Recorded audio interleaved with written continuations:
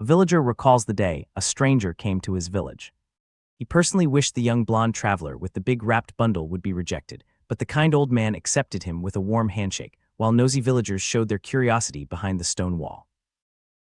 1 week then 10 days passed since the man came, and the villager now knows what he does. He thought the stranger looked like he had a backstory, but he told himself he was still not that interested, and not interested at all, as the gossip went on without him. Stupid and pitiful, he calls it, and says he should really not care. The man still wields his sword in his own yard behind the cracked wooden gate, though the villager never saw it himself, only heard of it from other people. Another month passed and nothing changed. The man continued wielding his sword and the people continued gossiping, saying he is a knight preparing for revenge or a famous mercenary and whatsoever. But hearing that the man has trained for 6 months without missing a single day, the villager decides he will have to see him wielding the sword himself. At this point he admits there is no way he cannot be curious. How fast? How strong? Just how good is the swordsmanship for people to talk like that? Peeking through the broken gate, he watches the blond man swing a greatsword, and reasons that to people who know nothing about swords it will look amazing, but he worked at a firm and saw many of the same tests, so he just knows. The man must have his reasons, some hurtful story painful enough to tear your heart apart, but that effort will not solve it for him. Time moves on. Family comes to town, a mercenary with his daughter and son, and the villager is smitten, calling the daughter an angel that greets you with a smile and resolving to talk to her tomorrow somehow. Oh, and it is not so important, he writes, but the city has always been at the mercy of a sword, and it is the 3rd year. It feels so strange picking up a pen after a long time, the writer says. He remembers how he married Lemma after 2 years of courtship, and how it was a very happy day, he could not have wished for more, as she sleeps beside him in the candlelight. In his record, he speaks to the swordsman directly. You just stand in your yard swinging, swinging, swinging, and swinging. How long do you intend to continue that torture? For 5 years, 1 month, and 12 days, the man trained with his sword. The pages of the years keep turning. For 5 years, 4 months, 15 days he trained. For 6 years, 2 months, 18 days. And at 6 years, 9 months, 3 days with heavy snow falling, the man still trains outside in the snow, barefoot and shirtless. 7 years, 10 months, and 27 days. The writer, now an older man, pauses over his journal and admits he did not check if the man trained today. Then he chuckles. Well, he bets the man is still training, like how the sun rises in the morning and the moon appears at night. Decades later, a boy's voice cries "Grandpa" and wakes the aged narrator. The old man greets his grandson, and the boy teases him, "Sleepyhead, you should wake up," until the boy's mother calls that Yansiak should stop bothering his grandfather. The mother tells Yansiak to get ready to go out, and the boy cheers okay and dashes off. The old man greets Lola, and she asks if he is awake, saying they are heading to the village market and inviting him along. He waves his hand and answers no, he is fine. Alone, the old man thinks he will take a walk around the village. What good weather, he says, and from the window he watches Lola and the boy walk away hand in hand down the sunlit path. Through the village he goes, and the people greet him warmly as president, the head of the town. He answers that he is good and they should eat a lot, and thinks to himself that a thing called time has changed this village a lot. His walk ends at a familiar place, the old wooden gate, now dark and overgrown with vines. Looking at the rusty handles, the old man realizes it has been 37 years. Inside the yard he finds the swordsman at last. His eyes were wide open, and until the end his hands did not let go of the sword. The old man lays the body down and closes his eyes. Over the face of the dead man, his hair now white after a lifetime of swinging, the old villager can only fall silent.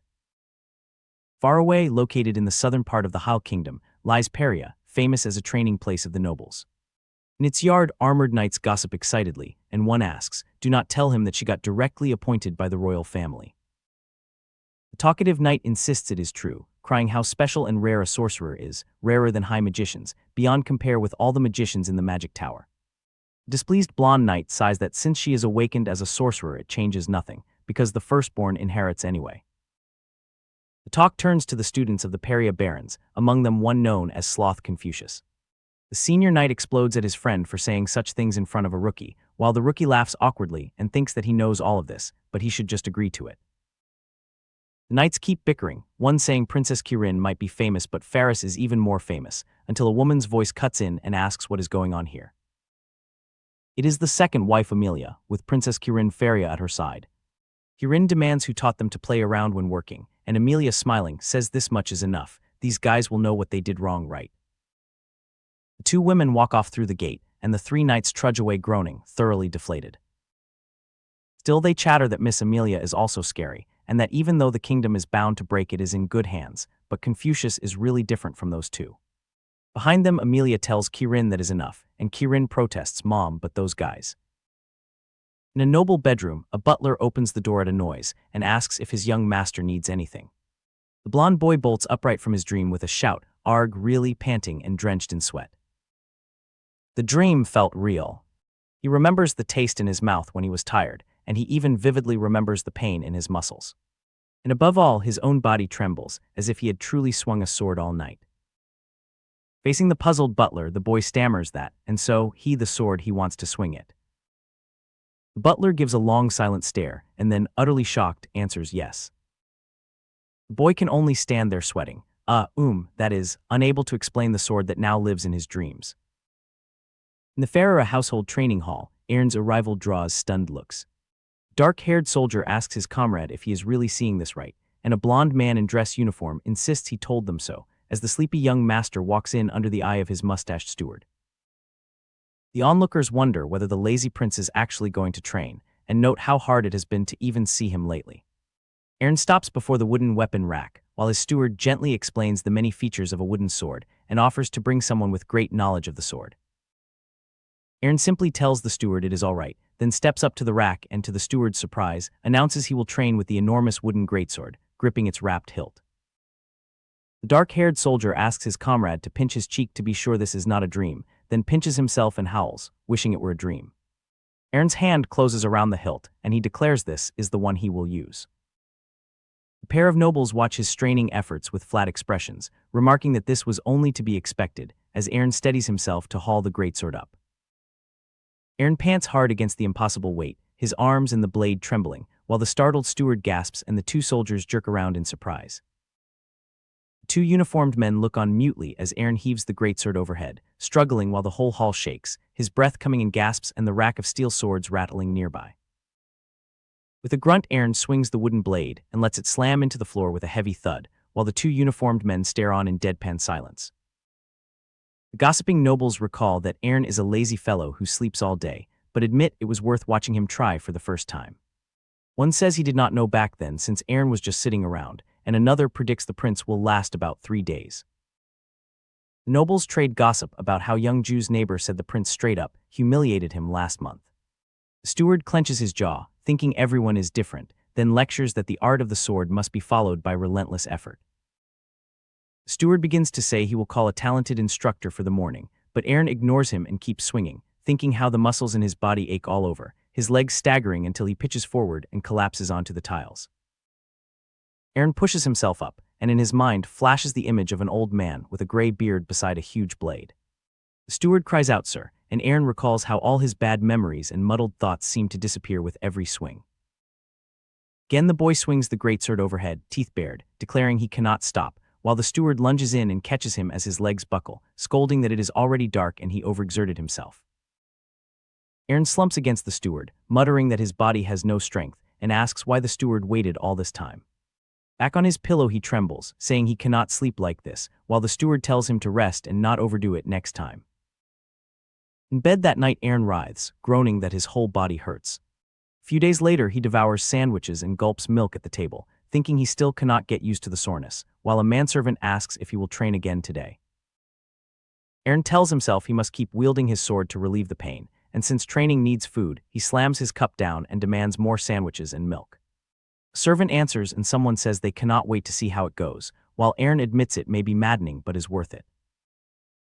At the castle gate a soldier asks a rookie who he thinks will win, but the rookie trails off as a hooded old man with a staff politely asks the way to the training grounds, calling himself a former swordsman and a wandering traveler. The old man explains he holds a proper license and only wants to watch.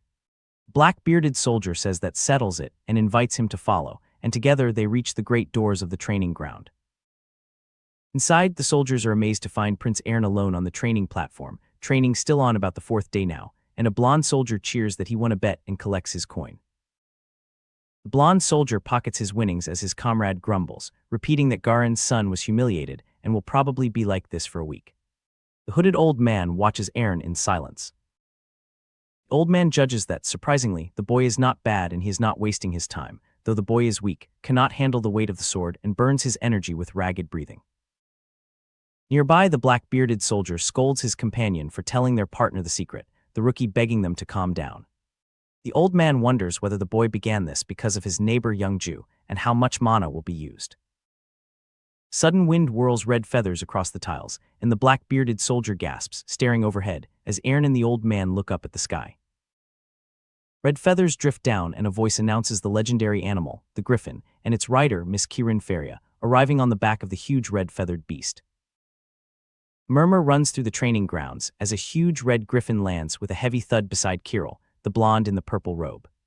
Energy is being put into these creations as if they were alive, making their own constructs move. Kirill points and calls out to someone over there. The blonde boy in cream clothes, Airen, explains that he is a wandering knight who came to look at the training grounds. Kirill then turns on 3 guards, asking if they were the ones doing something else on duty, and why they are standing idly around when they should be on duty. One guard stammers that they just finished their shift with integrity. Nervous Knight adds with a forced grin that they switched shifts with the afternoon workers without a problem, and did nothing that would cause trouble. Kirill cuts in, asking if he is interrupting while Kirill is speaking, and scolds them for blabbering in the training grounds instead of being disciplined. The knight stammers that that is not it. The brown-haired woman calls out the name Kirill, and Kirill turns around startled, then falls silent with a stern look. Kirill yells at Airen, asking if he thinks swordsmanship is that easy, after sleeping all day till his age, and whether he believes anything will change just because he swings a wooden sword a little. Airen, sweating and panting, asks what is going on. Kirill goes on, saying Airen's swordsmanship is terrible, and that even a rookie guard is far better than him.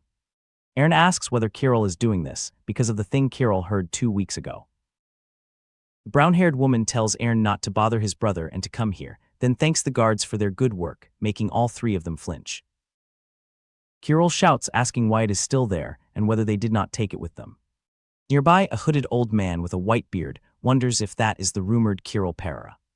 The brown-haired woman cuts Kirill's protest short with a single word now, and the old man thinks he should keep his eyes on the boy for a few more days.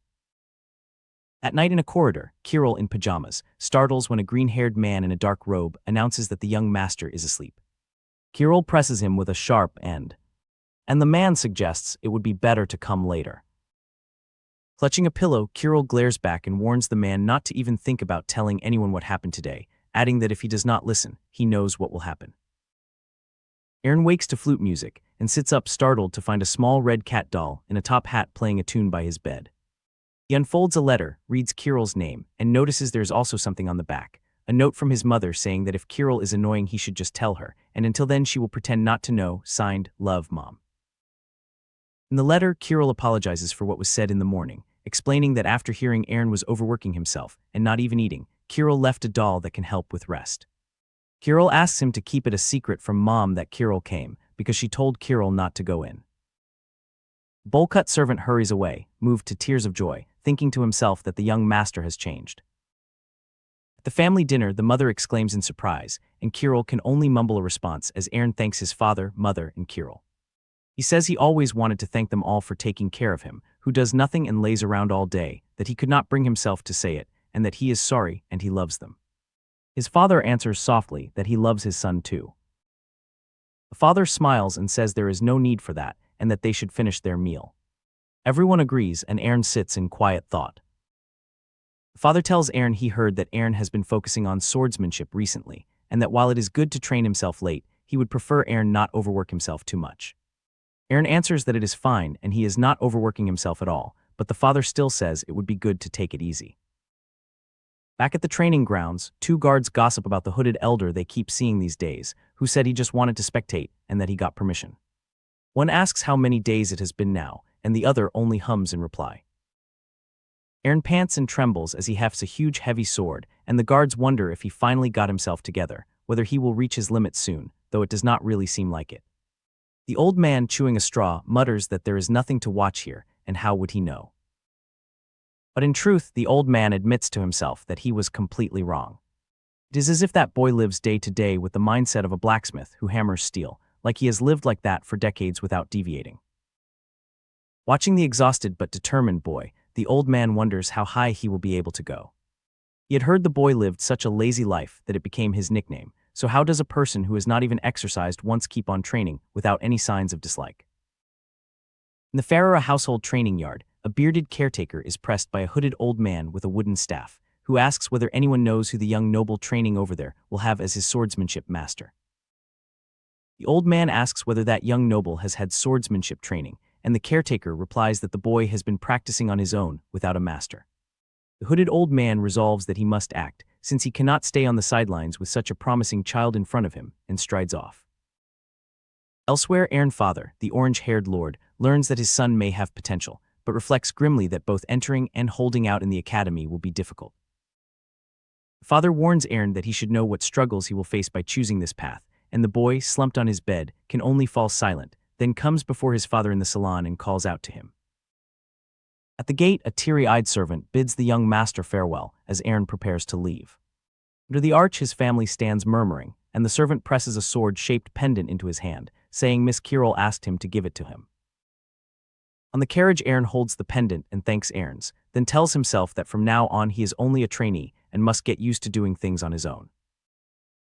At the Academy Fortress gate, the blue-haired Brett Lloyd is greeted by a green-haired knight who fawns over his noble blood, name-dropping the knight Bran Somerville who recommended him and who has led the battle at the mine conquest for decades. The knight insists that with such a recommendation Lloyd will surely pass the test.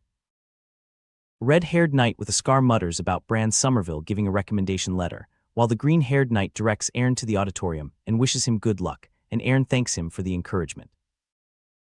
The red-haired knight eyes Airen and notes how much weaker he looks in person, wondering what that picky old man saw in him. Airen walks on as onlookers gossip that he is the lazy kid from the Farreira family, and he pushes open the heavy door to the auditorium, where a crowd of trainees turns to stare at him. Inside the auditorium, the scarred red-haired knight who watched the gate reveals himself as the instructor, welcoming all 400 preliminary trainees, and announcing that he shall be the one to teach and evaluate them from now on, while a stunned trainee blurts out in disbelief that he is an instructor. Among the crowd stands a white-haired girl named Ilia Lindsay, and trainees whisper that they hear she is more talented than her brother and wonder if it is true. Blue-haired boy Brett starts at the sight of her and inwardly demands what makes Ilia Lindsay fit to be there, then curses through gritted teeth that this is why there is no one with high potentials. The instructor shouts that they are not yet trainees, but only preliminary trainees, and reminds them that the swordsmanship training process is quite difficult. He explains that if they pass the next 2 difficult assessment tests, they may stay for a year and will keep the title of preliminary until then, and warns that even more hell awaits them after becoming full trainees, as the tense rows of trainees, Airen among them, listen. Outside before the castle, the instructor, now in a black training shirt, explains that the ground is a place for physical training sessions like cardiopulmonary and muscular endurance, and that although the track is a bit curved, it is a normal running course. But himself, he notes that he sees some fine faces this time, including the smirking blue-haired boy, a stern red-haired girl, and the white-haired girl.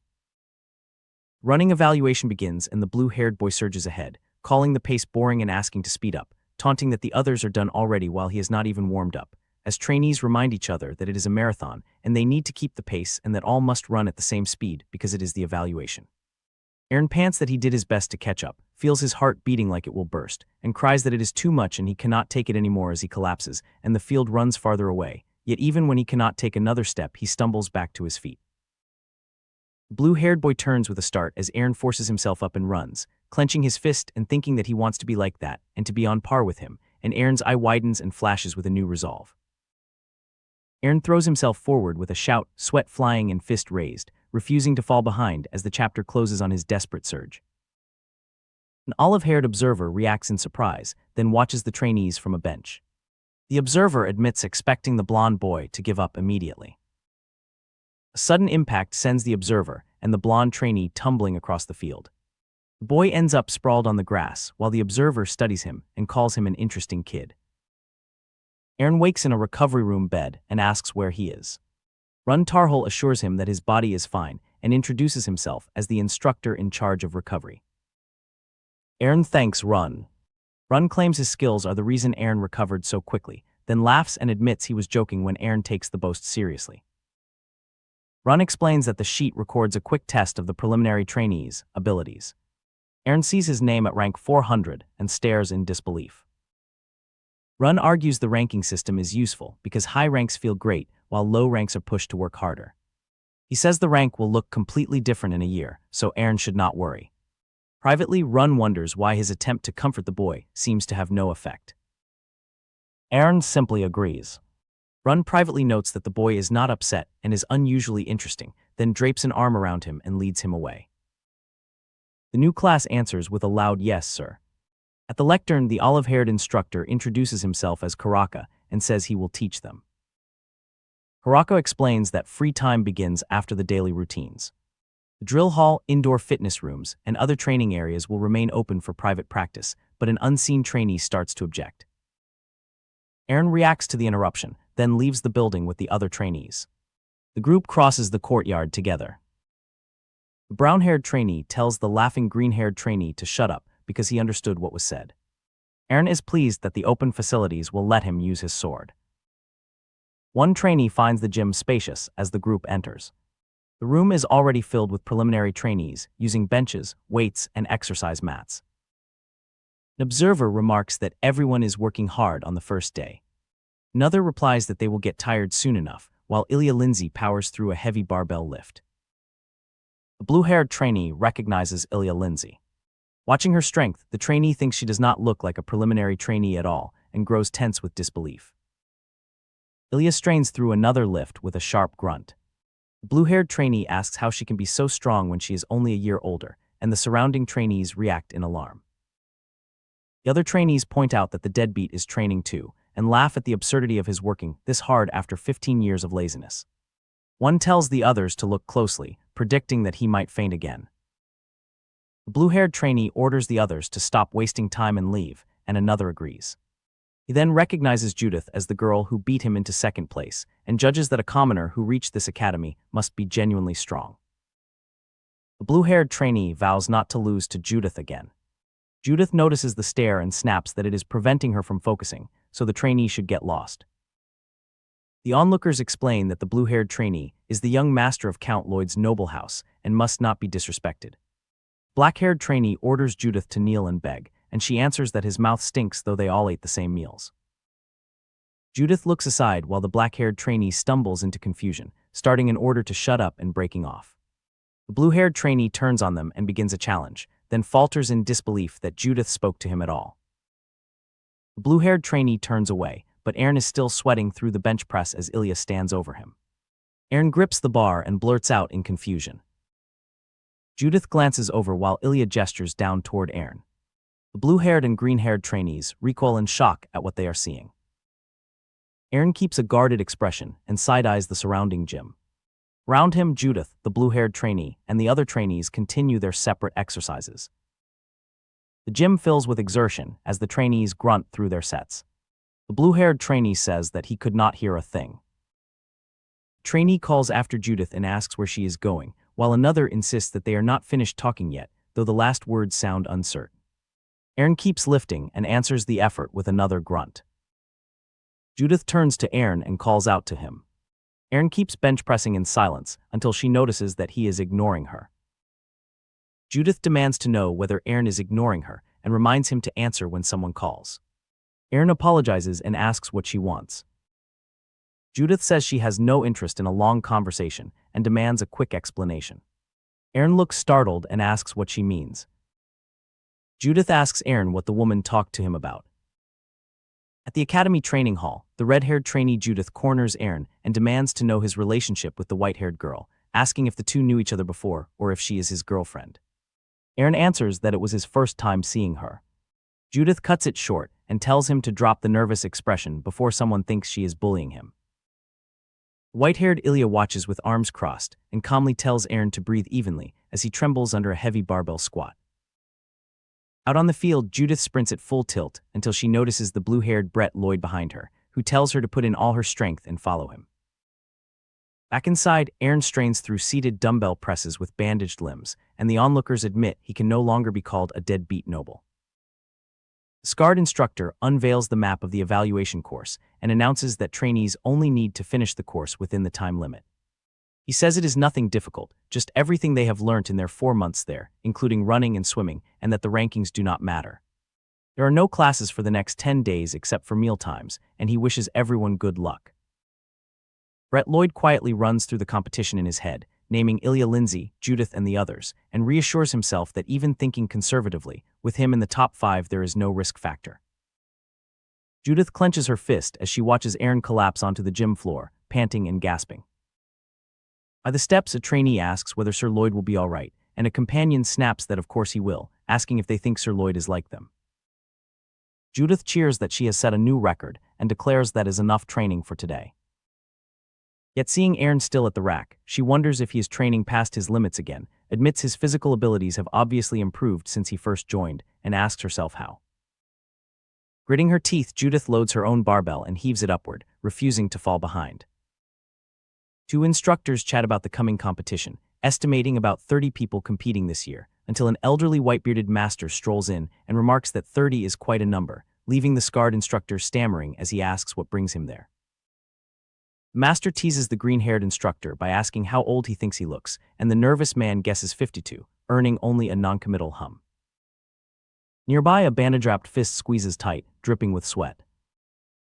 The master sighs about the poor stubborn girl, saying she can choose her own path yet is obsessed with walking the same path as others, and wonders if that is what the world has made of her. He hopes she can let go of her lingering feelings, then laughs that she said she would stop if he gave her a good reason. Instructors marvel at how much time has passed, noting Airen has been going for almost 30 minutes, while the master watches the boy squat a bending barbell with a low hum. At night, Airen collapses onto his bed, panting, and thinks over the strange few months, how the people who mocked and ignored him have become conscious of him, and why Ilya is helping him when she is not the type to help out of pity. He tells himself to stop thinking too hard and falls into a familiar dream where a red-cloaked figure holds him in arms that are not his mother's, but just as warm, and he wishes he could keep sleeping there forever. The dream splits open and a towering white-haired swordsman appears, gripping a massive greatsword before the small hatted figure, while young Airen stares up in astonishment. The boy stands before the red-cloaked figure and smiles up as someone speaks to him from above. Airen wakes on his bed with steam rising off his exhausted body and rises to his feet with clenched fists, quietly resolved. At the academy training grounds, a blue-haired student thinks that as long as he doesn't let his guard down, second place is as good as his. Round him, students whisper about Airen's ragged clothes and ask whether he trained all night. The blue-haired rival stays silent and then smirks while a bowl-cut classmate sneers. Airen keeps his scratched head bowed, and white-haired Ilya glances back at him. At 8:55 a.m., the red-haired instructor bellows that he will explain the rules of the midterm evaluation one last time. He says the test is an absolute evaluation and tells them not to be swayed by their surroundings, but only to show how much they have grown. With an all right ready, the students face their barbells.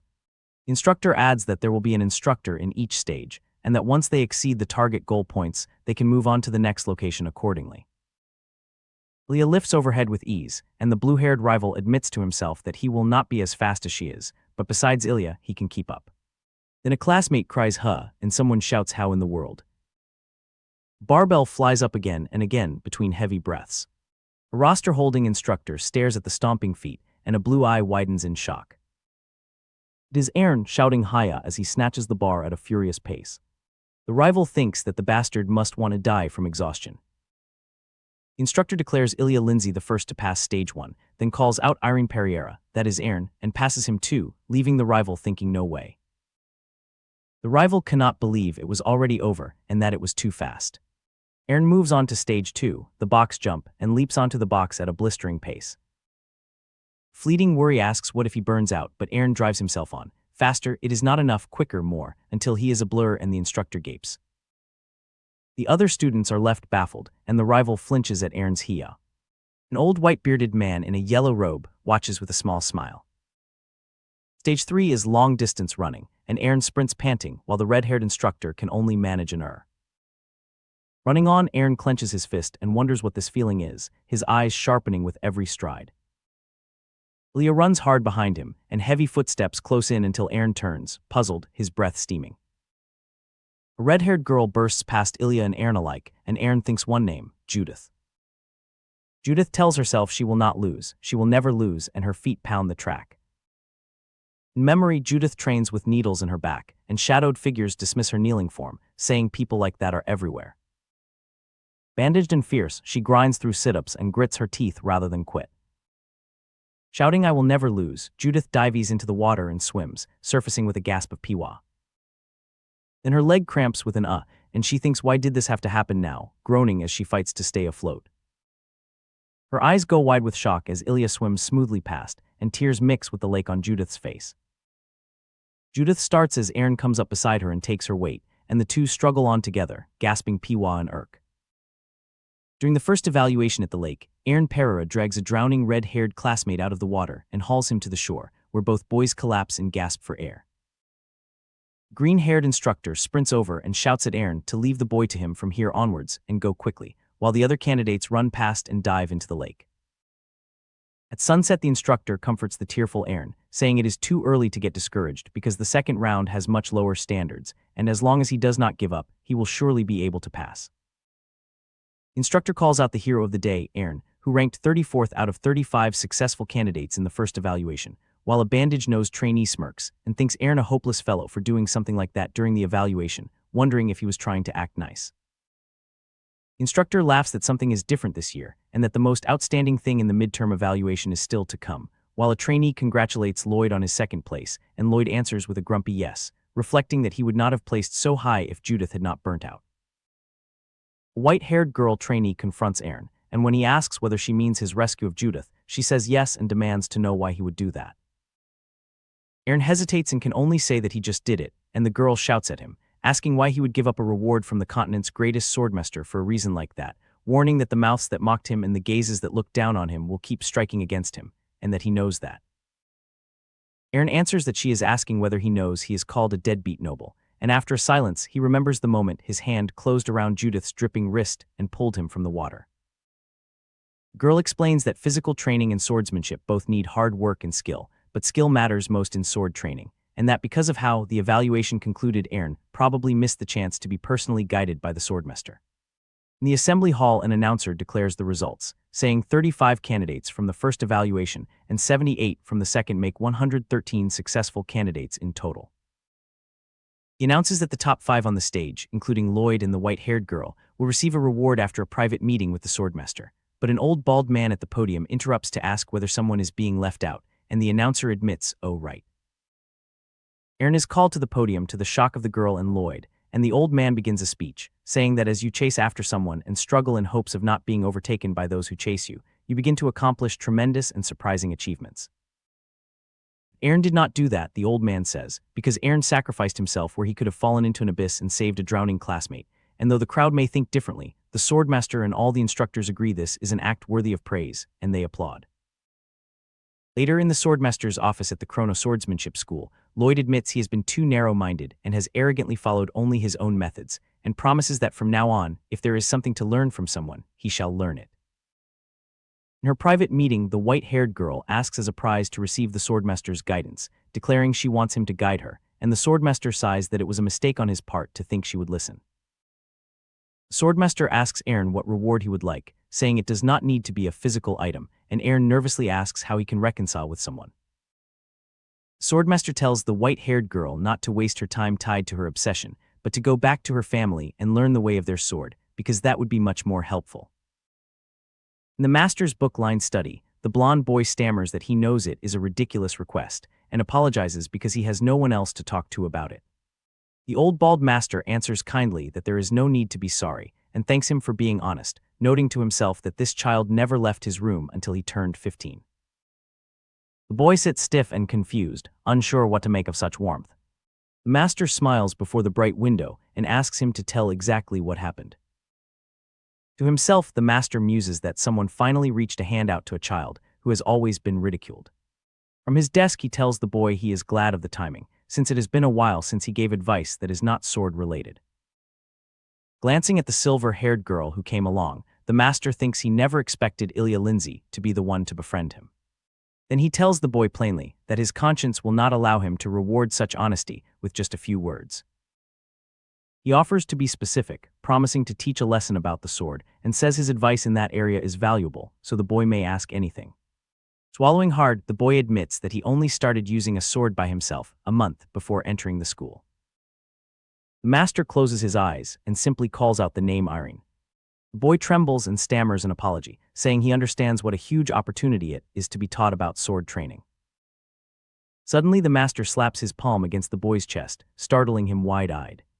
Standing tall before the window, he declares there is nothing to be sorry for, tells him not to apologize too often, and says that as a swordsman, that is how to stand up strong. Asked if that is right, the stunned boy manages a quiet yes.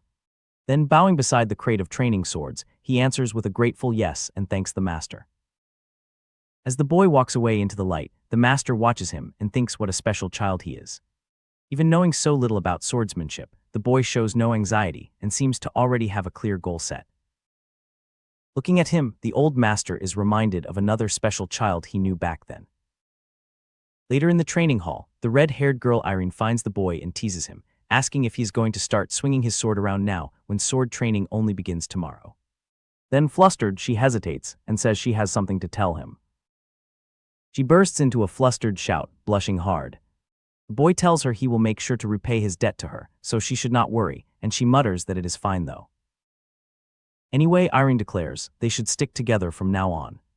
When he answers with a startled huh, she retorts that he always eats alone, so they might as well eat together, right? Laughing loudly, she thumps his arm and leaves him rubbing it with a small smile. He has to admit it is not a bad feeling. In the crowded sword hall, Airen walks beside him singing a silly marching song about a turtle who will grill and eat anyone who drops their sword. He answers that it is his first time hearing it, while nearby students whisper to Sir Lloyd that the red-haired girl seems like a different person. Airen keeps teasing the tune and Lloyd laughs it off, to a bystander's goosebumps. But for the blue-haired student, the strangest thing right now is not her. He watches the silver-haired Ilya Lindsay stride through the crowd, thinking the two of them seem strangely distant, as if something happened. Then an instructor calls out for everyone to pick up the wooden sword they want under the assistant's control. Airen swings her wooden sword with a shout, remembering how hard it was to keep her balance when she swung aggressively before. The smirking assistants think, of course. The blue-haired student cuts the air with his own wooden sword, smiling, thinking he is definitely different from before, grown to the point where he can feel it. Then his head turns at the sound of heavy footsteps crossing the hall. Students with wooden swords turn to look, and Ilya Lindsay glances sideways as the blonde boy walks past. The footsteps stop in front of the weapon racks. Lloyd stands before the rows of training blades and draws out an enormous wide wooden sword strapped with leather. He hefts the giant blade with a serious face, and only then notices the old master standing among the crowd, smiling at him. Watching students stare in silence, and the black-haired boy with the bob-cut sweats, stammering that Lloyd cannot be that great. But the scarred assistant studies the boy's grip and thinks otherwise. It is a bit rough on the edges, yet almost close to the standard sword-holding stance. Ilya watches without a word. The sneering students remind each other that Lloyd said he never had sword training and dismiss him as a beginner trying to act cool. Then a voice cuts through the murmur, calling Sir Lloyd. Airen turns with a huh, and Lloyd, giant wooden sword in hand, turns to face the blue-haired student. The blue-haired student stops a few paces away and levels his blade at Lloyd, declaring that he challenges him to a duel.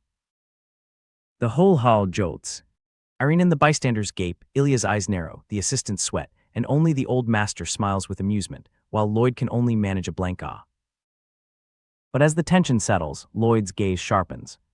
The master tilts his head with a knowing grin, and the lazy young lord sets his face toward his challenger, ready to answer. A scarred red-haired instructor shouts at two trainees, asking what they think they are doing, because duels only start after formal sword training classes. Yet on the hall floor, the blue-haired youth and the blonde boy with the greatsword already face off before a crowd. The green-haired observer wonders why Brett would want to duel Airen, while a quiet inner voice remarks that swinging a sword freely does not make someone good at it. The instructor insists everything must be done in order, but an old white-bearded man chuckles that sometimes you have to make an exception, and a voice gasps his title, Sword Master. The duel begins. Blue-haired Brett lunges in with a swift slash, then rains a storm of strikes that the blonde boy barely blocks with his massive blade. Onlookers sweat as the clash drags on, and one stammers that he thought it would be over right away. The red-haired girl watches in tense silence. The blonde boy pants and grips his greatsword as slashes whistle past him, while Brett wheels around and swings his sword in a wide arc. Calm assessment notes the blonde's reaction speed is not bad, but he loses his balance when he swings. Then Brett crouches and charges in again, testing not just speed but power. Gathering himself, the blonde boy thrusts his greatsword straight down at Brett's head, but Brett slips behind him and raises his own sword in a flash. Both freeze with wide eyes as the blonde boy notices the blade at his neck. Brett stands cool and composed behind his slumped opponent, and the duel is over. Afterward, the green-haired instructor calls the trainees to attention for the day's last routine, saying that based on the swordsmanship test they have just seen, the class will be divided and lessons will begin starting tomorrow. The standout faces are shown: a stern silver-haired girl, unreadable Brett, and the smirking red-haired girl. The instructor reads names, and those mentioned make up the 35 people in Class B, before the Class C trainees are called. The red-haired girl grins and tells the blonde boy to just trust in his Class A big sis, but he only answers dryly. Then as 54 names are placed in Class C, the two startle, because her name was never among them. Outside, the red-haired girl fumes that jerk Brett is so annoying, and snaps that he probably wanted to use the blonde boy to make himself feel superior. "Noble my foot," she grumbles. Did he have to make it obvious that he was satisfied after winning?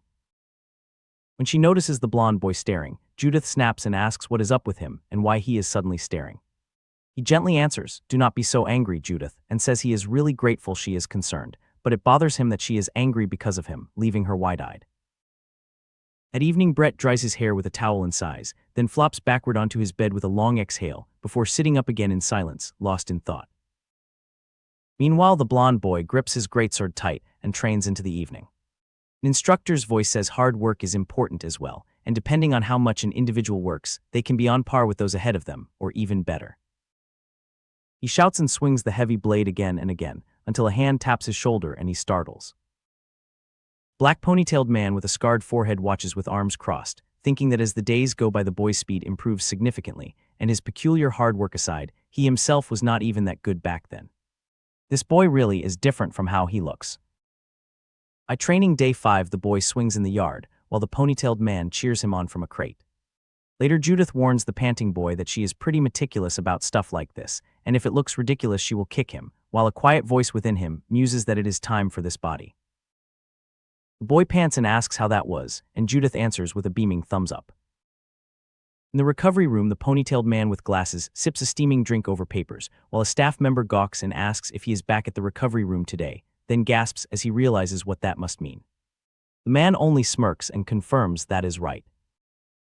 And when the next evaluation comes, the blonde boy stands in the grand hall wearing light armor, greatsword in hand, sweat on his brow and resolve in his eyes, ready to show how far he has come. In the academy dining hall, Lance, the brown-haired boy with a bandage on his nose, snickers that they have got a hippo here and wonders how many plates the red-haired girl has eaten already. She whirls around and fires back, asking whether he has a crush on her, and he yelps in complete surprise. The blue-haired Lloyd tells Lance to stop this and come along, and Lance answers, "Okay, Sir Lloyd." As they walk away, Lloyd adds that Lance should stop talking bad about others because it does him no good, and Lance mutters, "Fine." The red-haired girl watches them leave, and remarks that the jerk has been pretty tame lately. Just then Ilya, the white-haired girl, arrives at their table carrying a heaping plate, silent and cool as ever. Grinning, she turns on the blonde boy and teases that the two of them have been pretty cold to each other, asking if they quarreled. Sweating, he stammers that no, they did not quarrel. She leans in and asks whether he has got to be friends with Ilya lately, since they are both in Class A and he must see her a lot. Then she retorts that she thought he said they were not fighting and tells him to ask her himself, leaving him to stammer in protest. She snickers that she is only joking and that he looks really funny right now, and he sighs, all right. Then she grins and says he needs to get promoted quickly so he can go play with Ilya, and he pleads, stop messing around. Later in the training hall, the red-haired girl calls out that she will start now, and the blonde boy answers, okay. He exhales and readies himself while Lloyd watches from the far end with his arms crossed, saying nothing. She opens with a monstrous overhead swing that forces him back, and he barely brings his blade up in time. Steel crashes against steel as she presses the attack without a word. The blonde boy thinks that her speed is at a freaky level. Locked blade to blade, she grins fierce and laughs, ha. Look at this kid while he strains to hold his guard. Her next strike blasts him clean off his feet. Catching his breath, she then says, almost kindly, that if he goes to the Soyan armory he might find Ilya alone there, and he calls out, "Judith, stop." The blonde boy falls silent, turning the hint over in his head. Soon after, in the stone armory yard, he stands before Ilya and nervously holds out a small blue pouch and a rolled letter, managing only a nervous stutter. He explains that it is a letter plus a gift he got from home, and asks whether it is too sudden. Scratching his head, he says he decided to write a letter, and it worked better, and that he thinks he understands why his sister liked writing them. Ilya gazes up at the cloudy sky, her usual cold mask gone quiet, and one thought bursts inside her. This is. Back in the training hall, the red-haired girl stretches and announces that they are increasing the intensity today, and the blonde boy answers, "You can take it easy though." Before they can resume, Lloyd steps in front of her and says he has something to tell her, so please wait, and she yells, "Huh? Why me?" But the blonde boy cuts in too, saying he needs to tell her something as well, addressing her formally as Airen Farreira. He declares that he wants to train with her regularly from now on, leaving her to wonder whether this guy is crazy. He goes on saying that from what she showed at the mid-term evaluation, and in their last fight, she has a deep concentration that he does not seem to have, and he would like her to teach him that. Not to be outdone, Lloyd plants a hand on his chest, and shouts that he will also teach her how to use the sword, and that he would like the two of them to make up for each other's shortcomings and grow together. Inside the training hall, the red-haired swordswoman Judith rests her wooden sword on her shoulder and asks the blue-haired swordsman what he thinks he is doing. She demands to know what he is trying to do now, after testing Airen in the duel between the two of them, and accuses him of trying to use the boy for his own benefit. The blue-haired swordsman repeats the words "use him" as if tasting them, then simply agrees that she is right. Judith gapes in disbelief and shouts that he is pretty shameless. He calmly points out that Judith herself has been competing with Airen all the time, except for formal classes. He says he needs to gain experience from various people, and that the swordsmanship they learn does not end here. And he clenches his fist and declares this an opportunity, saying he is here to learn, to compete fiercely with more people, and to gain fruitful experience. Then he turns to Airen and asks how he manages to stay so focused. In his heart he concludes that the boy is a genius, since maintaining such concentration is not an easy feat. He announces that he has private training today and takes his leave, but as he goes, he asks Judith whether she will be practicing with him tomorrow. She shouts after him, asking what he is talking about, since she never agreed to any of it. Before he leaves, the blue-haired swordsman calls out Airen Farreira's name and tells him to stop putting himself down with words like that. Slipping on his practice apron, he explains that one must thrust out at once, matching feet and body, so the strike stretches out properly and never moves the wrong way. Airen answers, "Okay." He lunges into a full thrust to show Airen exactly how it is done. Afterward, the two young men grin and joke about Judith, asking how long they think it will take, and since she is not cursing, they guess probably a week. Judith leans over the bench and narrows her eyes at Airen, asking whether he confessed his feelings. Blushing and flustered, Airen insists that it is not that. That night, Airen lies in bed wondering how he can improve his concentration. Clenching his fists, he realizes the focus must live not just in his hands, but in his entire body. The thought jolts him upright with a gasp. By the next day he is haggard and hollow-eyed, and when Judith asks what he has been doing at night these days, he can only mumble nothing. The blue-haired swordsman interrupts and asks what he is doing. And he drops cross-legged onto the floor beside his discarded gear and declares that he has it, that his pose was the problem, since they say it is usually done by sitting cross-legged. Judith snaps that he is a dummy and that it is no use, since Airen is just a special case, but he answers that he will not know until he tries it. Before long, the whole class sits cross-legged in 2 long rows, swords laid at their sides, each student quietly imitating the meditation. Inside the academy hall, the scarred instructor watches his students with a proud smirk, thinking what amazing kids they are and how they both seem to be improving at an amazing speed, until the old master beside him tells him not to laugh because it ruins his mood. The blue-haired trainee grins at his own hand and cheers that it is nice, because he can definitely feel the progress. The old master explains that unlike the midterm assessments, they will not measure skill by giving a fixed amount of time or rounds to go by. It is a bit abstract, but in the final evaluation, they will be judged based on their potential abilities. He chuckles and tells the trainees not to worry too much, as he believes it will not be so difficult. They just need to demonstrate the area they think they excel the most in swordsmanship. Training goes on as the hall fills with flashing practice swords, and the master gathers the trainees to address them all. Later the students linger and chat, and 2 friends drift into a heated argument. The red-haired trainee whirls on her blue-haired friend and demands how he knows that, asking what the criterion for the final evaluation even is. The blue-haired trainee answers that it is impossible because Ilya Lindsay is going to get first place. The red-haired girl snaps at him, asking why he is bringing her up now. She retorts that so what, is he saying that because of that reason no one else can get first place? He insists he is just saying the power of their swordsmanship style cannot be ignored. She shoots back that he then got defeated by a common orphan and cannot even stand in front of others, leaving the blue-haired trainee stunned. But Ilya Lindsay has heard every word. The silver-haired girl glares at the gossipers and says that no matter what people like them say behind her back, it does not affect her at all. The two gossipers freeze in shock, and a friend cuts in, telling them to stop because trainees who argue will get kicked out.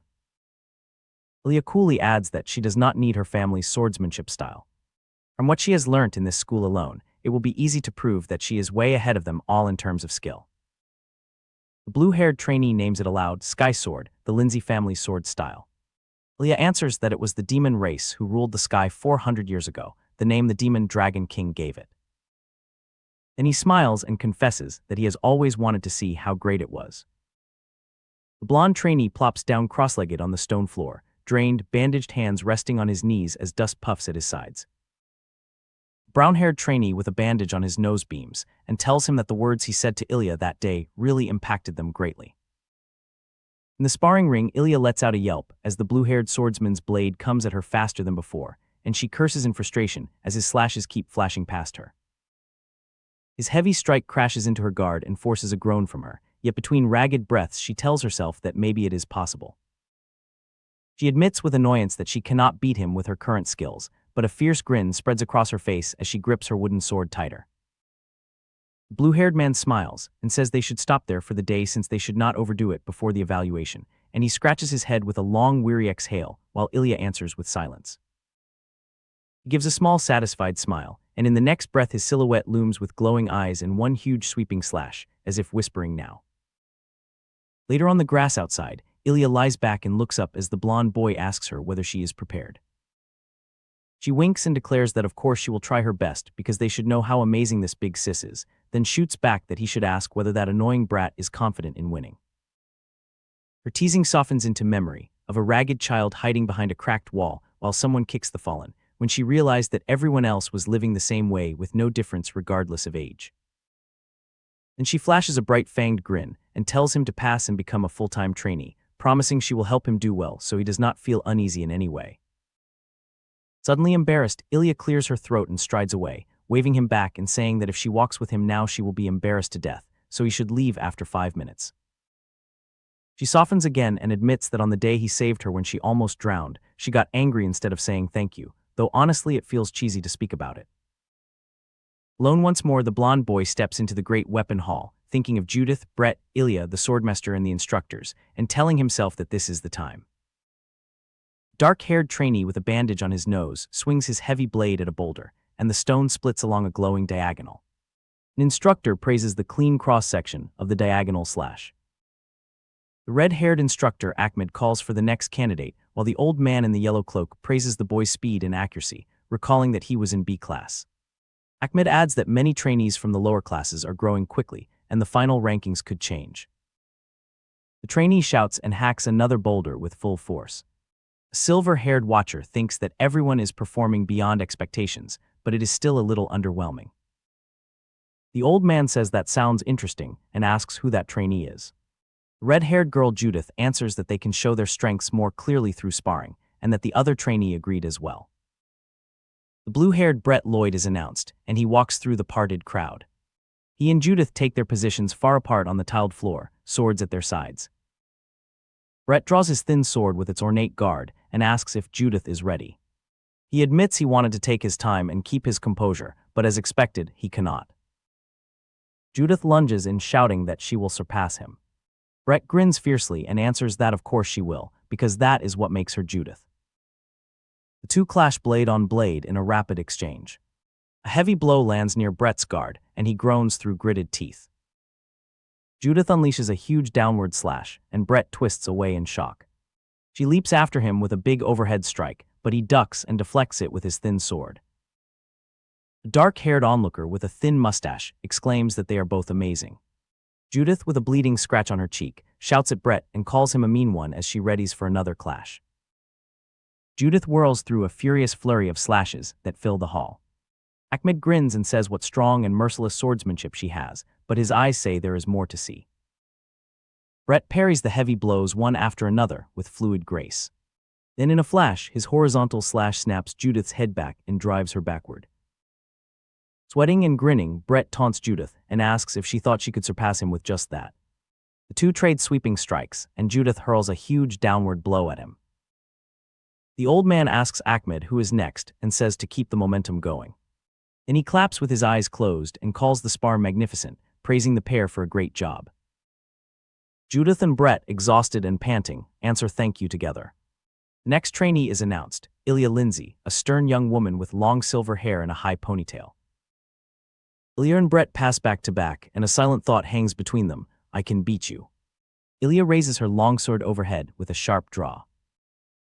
With her eyes closed and perfectly calm, Ilya flows through a swift sword form, and wind streaks swirl around her.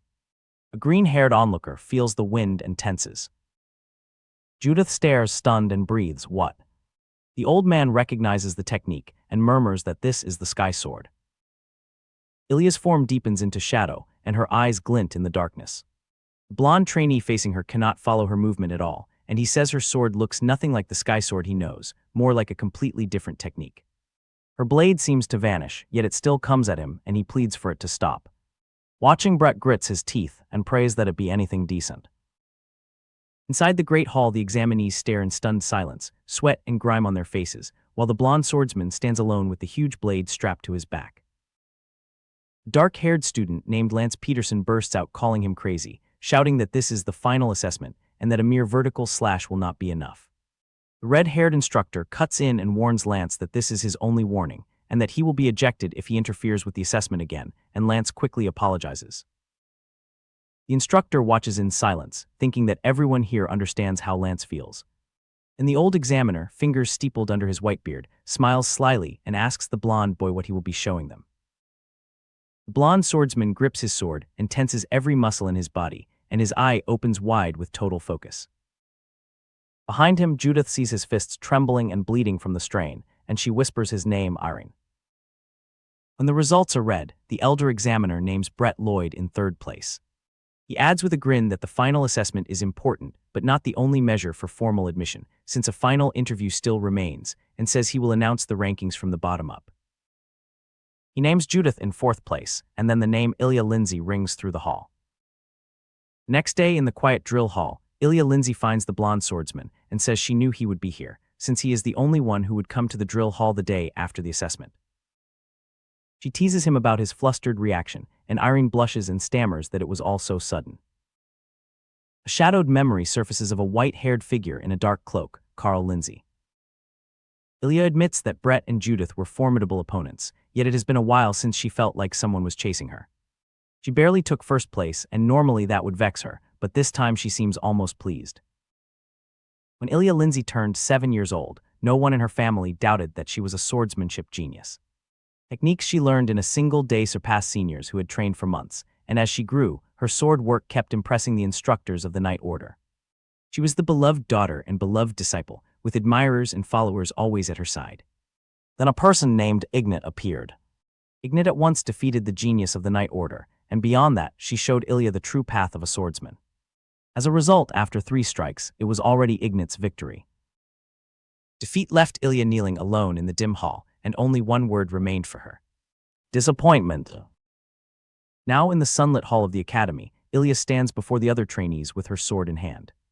She tells them that if she walks the path she has chosen, she knows she can reach the realm of a master. She explains that the reason she entered this academy at 12 years old was that Ignat entered at 13 and took first place. She goes on. She wanted to be recognized as an official knight at 14 years old, because Ignat was named an honorary knight at 15. Airen gazes at her, moved. He says that she has overcome such hardships and now looks out at the world beyond the academy. Then he looks down at his own scarred hands, and his voice trails off. He says that he's still. He catches himself with a start, and in a hurry he tells the group that they must not relax. Brett Lloyd smiles weakly through his bandages. He asks whether he can even reach such a realm. He says it seems as if only the chosen ones can do such things. That snaps something in Judith. She lunges at Brett with a shout and stops herself just in time, her fist trembling while he topples to the floor in alarm. Then she tells him that even that much is enough to boast about for the rest of his life. A calm voice reaches Brett. Leah tells him that personally she also has high expectations of him, and he can only look down in silence. Leah's explanation ends with a smile, her sentence trailing off on the word but as if something else is about to follow. Inside a study lined with bookshelves, a voice calls out to the trainee Airen Farreira. The white-bearded swordmaster laughs heartily and confesses that, honestly speaking, this was the most surprised he has been in all his time as the swordmaster. Then the swordmaster tells Airen that he has a proposal for him. Airen smiles and answers that he will listen carefully. The old man's sharp gaze and the trainee's wide eyes fill the frame as the weight of the coming proposal settles between them. In the academy office lined with books, the red-haired instructor called to his trainee, Airen Farreira. The boy could only stammer, and the instructor laughed. He told him not to think so hard. A reason for holding a sword did not have to be grand. It could be as plain as honor or money. Airen stared at his open palm, a half-formed my dying on his lips. The instructor swept an arm toward him and urged him to speak freely. Anything was fine as long as it did not cross moral principles. The white-bearded elder gave a slow nod and murmured that he saw. He addressed the boy by name, and the red-haired instructor tensed. Airen answered quietly that it was so. The elder said he had thought it strange. Airen was more diligent and more serious about the sword than anyone else. But if he meant to follow the way of the sword from here on, he would have to think about it carefully. In those days, trainee Brett Lloyd was happier than anyone as he felt his skill with the sword improving.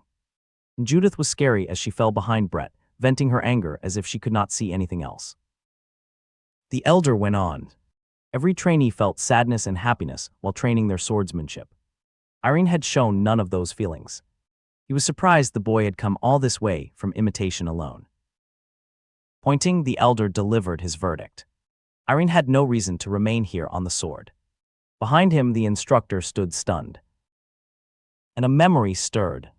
A girl's hand holding up a small metal insignia engraved with a bird, her voice telling him it was her family's mark. Show it to the gatekeeper, and no one would treat him poorly. The elder broke into a wide grin. Airen's answer rang out bright and certain. He would definitely return in 1 year. And with it came her face. A white-haired girl smiling as she showed the bracelet he had given her, engraved with a pheasant's eye, and Airen asking in wonder if that flower grew at her house. Back in the courtyard, Judith leaned into Airen's practice sword strap, eyes on the shining charm. She demanded to know what that bright thing was, and told him to give her one too. Airen cried her name, and she pouted that she was not forcing him. He did not have to give her one if he did not want to. Sweating, the white-haired girl answered that it was not that she did not want to. A heavy silence hung between the two girls. Then Judith held the bird insignia up to the fading light. She had heard every noble went crazy over this thing, and now she understood why. It would sell for a good amount too. Her voice grew soft. Back then she had nothing like a family, so mean words had slipped out of her. She was truly sorry. The answer came shy. She was sorry too, sorry for ignoring her. Airen stood beaming between them in the sunset. Judith yanked Airen's strap and demanded to know why he stood there smiling. He said he liked peace. The chase flared up at the gate. Judith roared that Airen was saying weird nonsense again and swore she would fix that habit of his. Airen dodged and pleaded for calm until a heavy boot stomped into view. Airen turned with a cry. Brett stood there, blue hair and a fresh bandage on his cheek. Airen asked if it was true that he was leaving the academy and whether something had happened. Brett only turned the question around. Was Airen not leaving too? Airen said yes, but not for good. He would be back after finishing his training. Brett fell silent, watching him. This boy kept trying to improve himself. Something settled in Brett's chest. He would learn more about himself too and move forward. Then Airen shouted Brett's name with everything he had. A curtained carriage waited nearby. Airen murmured that those must be his friends. One blonde retainer lunged in, outraged by the very word. The mustached retainer managed a baffled what. Brett growled one word. Again. Behind Irene, Judith smirked. Were they separating lovers or something? Irene's face went flat. Off to the side, Judith planted her hands on her hips, and the white-haired girl stood stunned. Why were they so late? Back in the office, the elder waved off the worry. Was the boy not the continent's fourth genius? The instructor stood stunned, then fretted again. Was it really all right to send trainee Airen Farreira out? Finding one's own way of the sword was not an easy thing to do. By the brick wall, Brett stole up behind Judith and set a hand on her shoulder. She spun around flustered, stammering out why he was here. Judith exploded, calling him a jerk and demanding what on earth he was doing. Brett planted his hands on his hips and laughed. He had thought hard about it, and giving up did not sit well with him as a member of the Lloyd Count family. Besides, now that Airen was gone, there was no one to handle her explosive temper. Judith snarled back at him. What did he just say? As the carriage rattles along, the young lord slumps into his seat and announces that he is going to take a nap. His companion answers at once, but his mind is elsewhere. Seeing the young lord's eyes fixed on the window, he is convinced the boy is heartbroken over failing to become an official trainee. Then the companion notices something in the young lord's hand and asks about it, and gasps. It is the platinum label of the Lindsay family. When he stammers where it came from, the young lord answers casually that a friend gave it to him, then turns to the window with a determined look and falls silent. The young lord remembers that friend and a hexagram pendant glinting at his neck. At dusk, the carriage halts before a tall timber inn, and the companion announces that they will stay there for the night. That night, the companion presses his ear against the young lord's door and hears nothing at all. Sure that the young lord has fallen into despair, he paces the hallway wondering what he should do. Then an idea strikes. He recalls the tattoos he noticed on the young lord's friend, and a sly smile spreads across his face. Orcseers are famous for telling only good fortunes, so he decides a promising word about the days to come might lift the young lord's mood. Hearing the plan, the young lord blurts out in surprise at the thought of an orc. As they walk, the companion insists that orcseers are the greatest of all seers, and the young lord admits he has heard that just meeting one brings good luck. In the lantern-lit night market, they find a fortune stall, but instead of asking about his future, the young lord asks the seer how old he is, leaving the companion baffled over why his age would matter. The young lord insists he is not lying, and the orc seer laughs and starts to tell him what he can see ahead. But before the prophecy can finish, the young lord cuts in and tells him to wait. The young lord turns and strides into the dark lane with his fists clenched. The companion, whose plan has fallen apart, rounds on the orc and demands to know if he is really a seer. Still shouting, the companion storms off, leaving the young lord alone at the stall. The seer, annoyed, hands over a small folded paper fortune, and the young lord blushes as he thanks him. Walking away through the market, the young lord reflects that the seer is a mysterious person and wonders whether their paths will cross again. Behind him, the seer grumbles that he cannot do business there anymore. Back in the carriage, the young lord reassures his companion, telling him not to worry since nothing bad was said.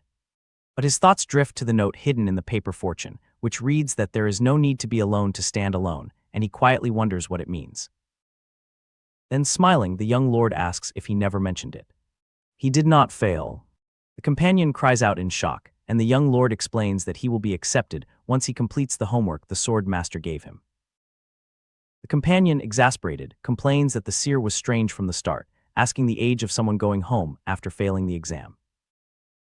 The journey continues until the driver calls out that there is something ahead. The companion catches sight of a gleaming crest and gasps that it really is them, recognizing a face as the second son, Airen. Smiling nervously, the companion reports that Master Airen and Sir Jack Stewart have stepped out of their carriage, and offers to stay put if the young lord is uncomfortable. Then he bows deeply to greet the two men. The spiky-haired youth smirks and remarks that the young lord must be returning from the Chrono Swordsmanship Academy. Meanwhile, the companion quietly notices that the young lord's body has grown quite toned. The youth asks whether the young lord learned from his family, sneering that since he started so late, learning elsewhere would have been too much of a stretch. The companion seethes, calling him a brat and pointing out that he is a year younger than the young lord. Calmly, the young lord asks whether there is anything else he would like to say. The youth flinches and stammers that there is not, and without another word the young lord walks past them, cool and unreadable. The youth calls out again, and the young lord turns with a casual reply that only leaves the youth more confused. Recovering, the youth flashes a sly grin, thrusts out his hand, and suggests they shake hands before they part. Behind the smile, the youth is sneering. He reminds the young lord that swordsmen can tell each other's strength just by shaking hands. As the young lord's fist waits clenched at his side, the youth seizes the offered hand and squeezes with all his might, expecting a cry of pain. The young lord simply stands there, expressionless, giving no reaction at all to the crushing grip. Then, as if just remembering, he asks whether he was supposed to grip tightly. Power bursts from their clasped hands. The youth writhes in agony as his hand is crushed, and the young lord, smiling innocently, apologizes, saying it is his first time doing this and he cannot control his strength. Humiliated, the youth trembles in silence as the young lord announces that he will go on ahead. The companion, jaw-dropped, can only stammer in shock, while Airen, sweating, mutters in disbelief about a talking cat. When people witness something absurd enough to make them doubt their own eyes, they usually call it magic. Or so they say. But that is strictly incorrect. Mana may be invisible, yet magic is a study built on logic and reason. So when a scene truly defies every explanation, there is only one fitting phrase: mystic arts. Which is exactly what the mustachioed man watching this scene was thinking. He wondered whether a mystic had turned herself into a cat, or whether the cat itself was the mystic. The two red uniformed officers exchanged nervous glances, since everyone knows black cats are mystics. One bowed and apologized, telling the mystic to visit Viscount Garon's territory if it had been offended. But before the officers could finish leaving, the cat stood up on its hind legs. The mustachioed man demanded a spar and offered to lend it a sword. And the cat actually took one. It dug into its little pink pouch, drew out a small sword, and posed as if it had carried it all along. When the white uniformed young man asked whether it was a transformed person, the only answer he got was the cat calmly licking its paw. The cat started swinging the sword around. The officers laughed it off, saying their two families had long helped each other and there must be some misunderstanding, while the cat puffed up in protest. The mushroom-haired young master complained that he had hoped for some fun, and the officers apologized for wasting everyone's time, then urged their young master toward the carriage. As the party boarded, the young man asked again about the cat. His mushroom-haired companion said he was not sure, but suggested the cat might have a connection to Kirill, since she was a mystic too. The young man, Airen, explained to his family that the cat was a real cat with the intelligence of a human. At the gate, his mother, father, and younger sister Kirill greeted him and told him he had worked hard. At dinner, his father told him he was proud of him, and Airen could hardly remember the last time he had been praised. Then his father brought up the talking cat that Marcus said Airen had met on the road. His father confirmed the report came from Marcus and declared the cat to be a mystic named Ruru. Airen asked whether it might be a person transformed into a cat. His mother added that about 10 days earlier Ruru had visited them asking to become Kirill's teacher, and that they had sent someone to the Mystics Association to look into the cat's identity. The mother said what mattered most was how Kirill felt. Kirill slammed the table and demanded her brother's opinion, and Airen answered that her intentions mattered most and that he did not know much about mystics. Kirill pushed back. He had met the cat in person, so she wanted to know what he really thought. Before he could answer, his mother scolded Kirill for tormenting the brother she had not seen in so long. Airen felt it was a question impossible to answer, and he could feel Kirill's endless stubbornness arriving. To change the subject, Airen stood up and announced he had a gift for Airen. She froze over the necklace of blue gems, then squeezed out a thank you, and when Airen asked if he had heard right, Kirill snapped that she would not repeat herself. His parents exchanged a warm smile at the sight, thinking how nice it was that their Airen had thought to buy presents. Airen apologized, remembering Marcus had told him to buy a present for everyone, and announced he had gifts for his father and mother too. But before he could give them, a voice spoke up from below. The cat had wandered into the dining hall and declared that he must be Kirill's older brother, since they carried the same scent. Ruru then added that he was nothing at all like Kirill. Kirill gritted her teeth, while Airen could only stare at the necklace in his hand. Kirill demanded to know what the cat meant.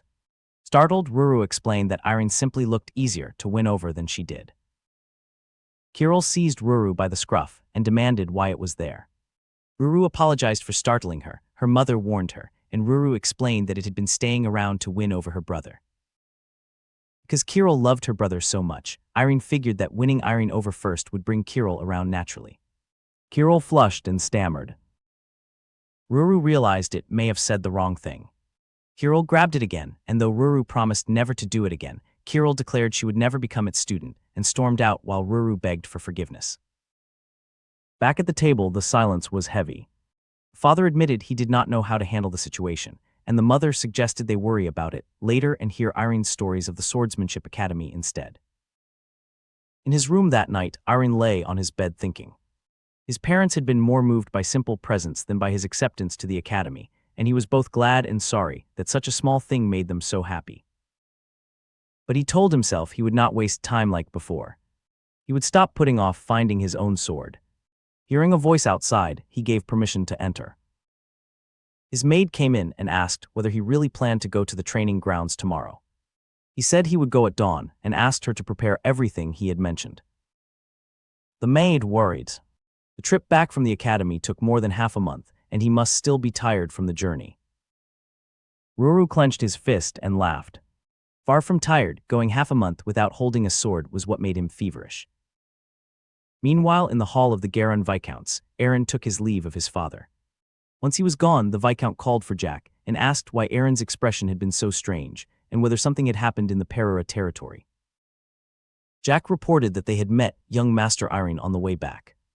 Viscount Phil Garon could not believe the good-for-nothing returning from the Swordsmanship Academy had been interacting with Airen, and he slammed the table, roaring at Jack for letting it happen.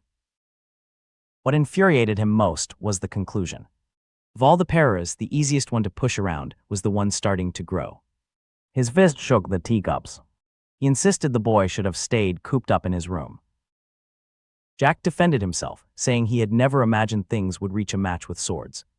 The Viscount roared that Airen must have changed, and Jack admitted he had seemed like a completely different person who must have gained much at the academy. That only fueled the Viscount's fury against Marun Farreira. Solid foundation, legacy, a beautiful wife, a mystic daughter, a territory growing richer by the day, and now even the worthless son was rising. Jack silenced him with a plan. When the heads of the 6 southern families of the Hail Kingdom met in the Farreira territory, they would drag Airen down to the very bottom. The Viscount laughed and called Jack the pride of the family. Jack took his leave, privately thinking the old man was crazy and that Airen was now in real danger.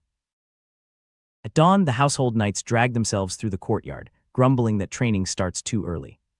One reminds them the expedition is close and that if they slack off, monsters will roam the streets, but a fourth voice calls that outdated thinking. The complaint dies in his throat as something makes both knights freeze. The light-haired one turns away with a click of his tongue, muttering that the expeditions have deteriorated into mere events where the noble families assert their status. They spot their lord and gasp his name.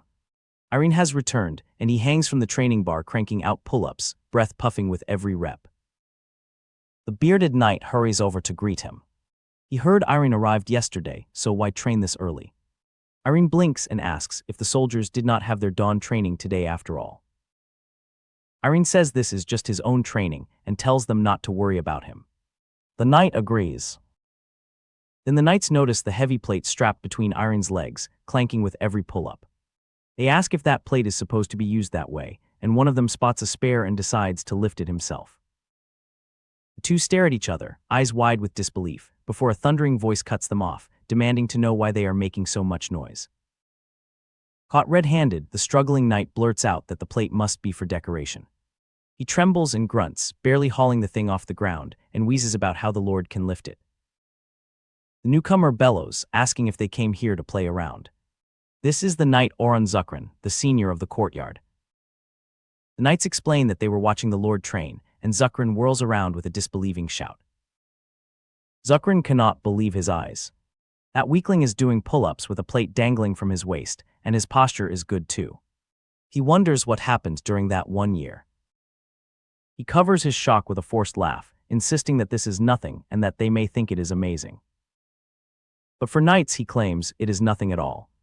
On the bar, Airen pulls his body into a perfect horizontal hold, and the knights whisper that it should not be possible.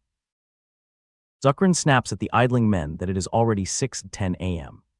One knight grins up and asks if Sir Zukran can easily do stuff like that as well, and the old knight falls silent with a groan. After a strained pause, Zukran shouts yes. Then he blows up, ordering the gossips to fall in line right now. Airen leaves them to it, dragging a huge wooden practice sword across the yard. Black cat with a white tipped tail vaults onto the railing with a clang, and he flinches. It is Zuckran, the cat mystic. Airen tells himself not to mind her and to focus on his training. He suspects she has come to persuade him. Either way, if he wants to find his own sword, he cannot keep swinging it the way that man did. So he trains with the swordsmanship he learned at the academy, then joins the soldiers on their run, pulling ahead without breaking a sweat or losing his breath while they pant behind him. One soldier cries that he is done running and pitches face first into the dirt. Airen jogs past, glancing back in surprise. The wheezing soldier marvels that his lord's stamina has greatly improved, and Airen simply asks if it really has. The soldier adds that training is ending soon and asks if the lord will head inside, but Airen says he will train a little longer. Watching the exhausted men, Airen thinks that the truly amazing ones are his friends. He recalls 3 of them at the academy, smiling brightly. They endured the Chrono Swordsmanship Academy's brutal training completely unassisted, with no help from their families. Airen gulps at the memory. He tells himself that if he had never had that dream, he would never have made it. Something the soldier says makes him turn with a startled what and why. Across the yard, Ruru rolls lazily on her back along the railing. Airen realizes she has watched the training for a week now and wonders what she is thinking, while a soldier mutters the rumor that the cat mystic gathers misfortune around her, almost as if she were cursed. That is why the soldiers avoid her. As Airen walks over, Ruru trots between their legs, and the men shuffle away from the little cat. It is all because of those bad rumors. Airen calls out Ruru's name, and the cat looks up and simply answers what. Nearby, Kirill, the blonde attendant, spots his young master and asks if training is finished. Ruru yawns and scratches behind her ear. She says Kirill is fun to tease, but Airen is not, calling him as boring as hundreds of pebbles lying about in a valley. Airen asks if she did not say she was going to persuade him, and why she is saying nothing now. He notices that she does not avoid him even when he gets close. Kirill overhears and freezes, asking what. Airen calls her mean, and the cat answers that she will give him a present. She says she was going to give it to him regardless, and that humans call such things bribes. She produces a glowing green gem and tells Airen to take it and put in a good word for her with Kirill. When the steward Marcus sees it, he recoils and gasps that it is a cat's eye. Kirill asks Marcus if it is expensive. Marcus insists a cat's eye of this size could buy a quarter of the Farreira's territory. The cat casually adds that it is the mood that counts, and if this persuades the kid, she will give him something nice too. Kirill's expression settles serious. Ruru thanks Airen, saying he knows how to put her in a good position. Marcus protests that he was only stating the gem's worth. Kirill asks the cat why she wants his sister as her student so badly that she would hand over something like this. Ruru brushes it off as an elaborate question and hums to herself, thinking it over while she holds the gem. Kirill asks if she really has no reason. The cat answers that she wants the girl as her student simply because she likes her, and asks what other reason she needs. Ruru stands proudly on the crate with the sparkling gem, while Kirill stammers that he cannot. Marcus objects that handing over such a thing as a bribe is too much, and the cat snaps at him, asking if he thinks she does not know the value of money. Marcus stammers that he did not mean it that way. Ruru accuses him of thinking she is stupid, and declares that even if she is a cat, she knows exactly how much a cat's eye is worth. She waves the gem as a coin purse materializes beside her, lamenting that humans care way too much about gems and gold when there are more important things. And with great ceremony, she reveals a braided wooden ball, and Marcus can only say that it sure is one. She explains that this wooden ball carries a scent she absolutely adores, and that there is no way to get more. Sniffing it with her eyes closed, she calls it a treasure she would never trade, not even for dozens of cat's eyes. She pushes the gem toward the sweating Kirill, promising there is more, then nuzzles the ball again. Next she shows off her foxtail, full of memories from before she learned the mystic arts, and a doll she got from a stray cat friend. Airen smiles softly. He never expected her to think about stuff like that. Balancing everything she owns, Ruru insists these treasures cannot be bought with gold or gems, and Marcus bows to her wisdom. Airen wonders if Kirill is one of those things money cannot buy. Ruru demands they agree that nobody could find treasures like these anywhere else. Airen admits to himself that he likes this cat. Kirill agrees, then politely refuses, saying he cannot take the gem. Ruru drops her treasures in shock. She demands to know if they were even listening, since this is super expensive. Then she pivots to Airen, balancing the gem on her head, and begs him to take it and put in a good word with Kirill. Airen answers with silence. The cat is left speechless, muttering that this was not what she had planned. Airen tells her that instead of words formed because of a bribe, he will tell Kirill's sister exactly what he felt. Kirill beams and says he too heard that there are more important things than money. Ruru trudges away, sighing that she thought she could win Airen over with this, but it cannot be helped. Still, she declares that he is an easier opponent than Kirill and promises to keep trying to persuade him. Airen just smiles. Later, the cat comes running in a panic, crying that there is a big problem and that Airen must come with her quickly. He runs after her, demanding to know what is wrong, and finds her staring at her food bowl. Her request is simple: stay with her while she eats. Airen stares and asks if that is the big problem. He sits down beside her anyway, and she confesses that she feels nervous eating when no one is beside her. Just as she finishes, Ruru cries out that another really big problem has arrived. She points at a white kitten lounging on the sunny terrace and asks Airen if he knows what it is thinking. He has no idea what it is thinking about. Ruru tugs at his shirt hem, eyes wide. Airen asks what it is this time and guesses that she already knows the answer and just wants him to guess. The cat rounds on him. She just asked, so why is he asking her what she just asked? Airen manages only a confused huh as she whirls around, exasperated. Airen laughs it off and says it is nothing. He sits down cross-legged, shoulders shaking with quiet laughter, and Ruru demands to know what is so funny. He bursts out laughing outright. Ruru huffs and asks what is with that, while Airen keeps chuckling to himself. Then the laughter dies. A man's words echo in his memory. He has 1 year, and by then he must find his own way of the sword. Airen stands and walks away, and Ruru calls after him, asking where he is going all of a sudden. He stops dead in his tracks. But he keeps going into the mist, and all Ruru can do is call his name. Storm clouds swallow the sky, and rain breaks over the castle. In the downpour, Airen grips his wooden sword beside a covered barrel. He tells himself that he lost his way after leaving the Swordsmanship Academy, and that he must find his own way of the sword as soon as possible. But the question still gnaws at him: what does he do? He stands rooted in the rain. In the reflection of Ruru's blue eye, Airen raises the sword, and the blade cuts the rain with a roar. He swings, and a huge arc of pale light rips across the stormy sky, mirrored in the flooded tiles. Ruru watches him chase his own way of the sword. Soaked through, Airen stares past the edge of his blade, lost in thought. Then Ruru's voice cuts through the rain, asking if he has ever learned the mystic arts. He realizes that he swung it his way. Startled, water flying from his hair, he asks Ruru what she is talking about all of a sudden. A surge of power rushes through him, and Airen's eyes go wide as the truth of her question lands. Chapter 22. Effort that has lost its essence. The estate courtyard still shimmered with fading traces of water in the air as Alec stood with his sword, and the small cat Ruru watched him. Alec thought Ruru was nothing like her usual self. She tapped her paw, told him to listen, and demanded that he become her disciple. She stood on her hind legs, waving a paw, promising to teach him all about the exciting world of mystic arts. Alec felt the heavy atmosphere fade, but he shook his head and said he did not want to. He asked what she meant. He was a swordsman, not a mystic. Ruru cleared her throat and said it was fine, that he just had to start learning now and she would teach him. Alec said mystic arts were not something you could learn just because you wanted to.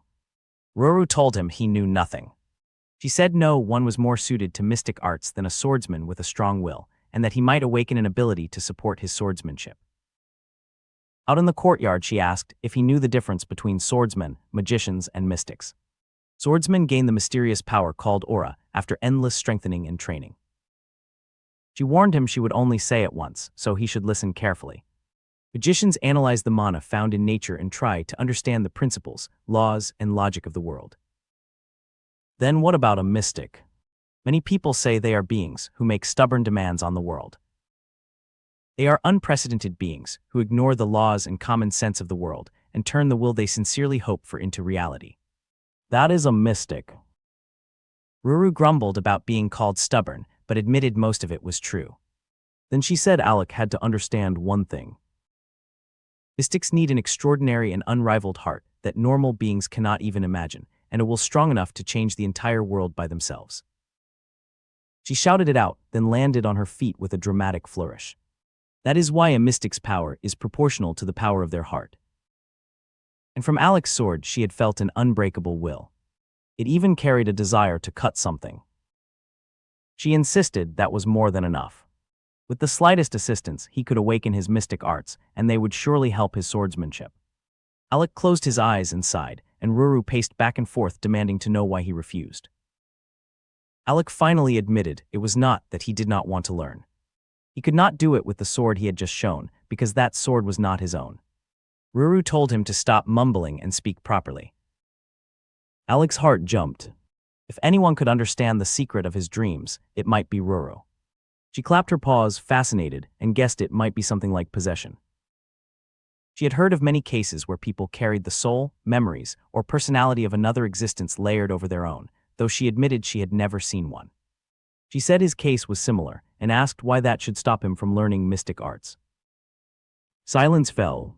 Alec sat cross-legged, while Ruru groomed herself on a crate, and out in the training yard knights sparred under the eye of their white-bearded master. Alec marveled that even a mystic like Ruru reacted that way after seeing it just once. He clenched his fist and thought that man's sword must be truly charming. He said he still could not do it. He had no plans to awaken mystic arts through someone else's will. Then he stood up and declared that he wanted to develop his own sword, and Ruru blinked at him. His own sword. Scratching behind her ear, she asked whether the one he kept swinging all along was his sword. What was his sword then? Alec had no answer. He sighed. In the end, he was back to square one. Ruru fell quiet for a moment, then announced it was time for the master to give advice to her disciple. Alec protested the word disciple, since he had said he would not learn. From her perch on the railing she called down that he was misunderstanding something. What he had been doing until now was not effort, and Alec was stunned. She put it simply. It had been a waste of time. It was not effort. Alec's mind was a complete mess because of what Ruru had said. Later he lay on his bed staring at the ceiling, turning her words over. A knock came at the door. Alec thought it might be Ruru and asked if something had happened, but it was the steward asking to come in. The steward Marcus stepped in and asked whether the cat mystic, Lady Ruru, was there. He said he had two things to report, and the first was about the upcoming expedition. He added that there were many bad rumors about her. Alec said he understood, and Marcus moved to the second matter, about Lady Ruru. He had heard that after the second son of the jackal thief became her disciple, the young man lost his life in an unfortunate accident. And even the once wealthy Balvenie merchant group saw its sales decline after meeting a black cat. Alec asked if he was certain. Marcus said the fall of the Oracle, the decline of the Balvenie merchant group, and the incident in the jackal thief were all true, and Alec asked whether there was any evidence that Ruru had been involved. Marcus admitted there was none, only the fact that she had been there. Alec started to say she might not have done it, but the steward cut him off with a firm young master. He allowed that the black cat superstition and the unfortunate events might have been mixed together by chance, forming a baseless rumor, and that the innocent-looking mystic might have done nothing wrong. But still, Alec stared in silence until Marcus apologized for overstepping and took his leave.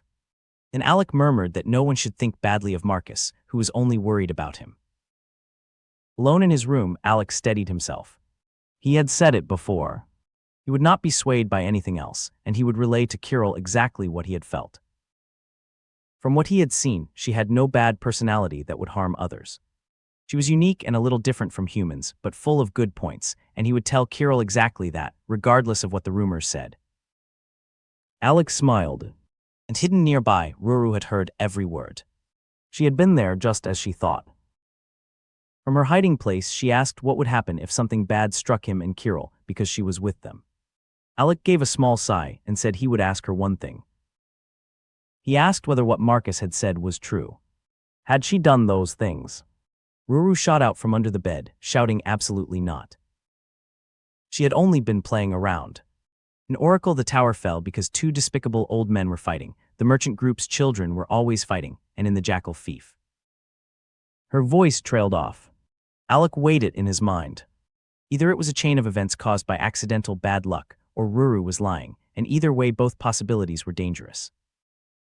He closed his eyes and said he would be fine, that it would be fine even if they stayed together. Flattened on the rug, Ruru asked whether she was not a black cat that carried misfortune. Alec gave her a warm smile. He said he had his fair share of bad rumors as well, and Ruru blinked up at him in surprise. He added that it was partly his own fault. Ruru's big eyes filled with tears, and she let out a little sob. Then she shoved a glowing dark blue orb toward him and said she would give him this. The people around him might worry, but she would try to resolve their concerns. Alec cried out for her to wait, but she was already dashing away, calling that the orb was super expensive and even better than the cat's eye, that he should take it and tell everyone she was not a bad cat, and with that she was off. Alec wandered away from the bed, dazed. He had told her he would not accept any bribes, yet she had disappeared in an instant. He leaned close to the glowing orb on the bed. It was something she had shown him before. But Ruru was this not way too big. He remembered a day long ago, when a small kitten sat atop a smaller orb while young Alec called out proudly, "Airen, look at this, my new collection." It was one of her treasures, and now the huge shining version sat before him, leaving Alec caught between a laugh and a sigh. At the banquet for the Southern Lords, young Airen Farreira gulps as a booming voice greets him, saying he has become quite the man since they last met. Airen Farreira welcomes Viscount Garon, the laughing elder in the grand red robe, and Airen politely thanks the Viscount for his greeting. The Baron escorts his guests into the great hall, where the lords of the south sit murmuring at a long table loaded with food. While Airen sits stiffly at the feast, the steward leans in and quietly warns the young master to remember that no family here is truly friendly toward them.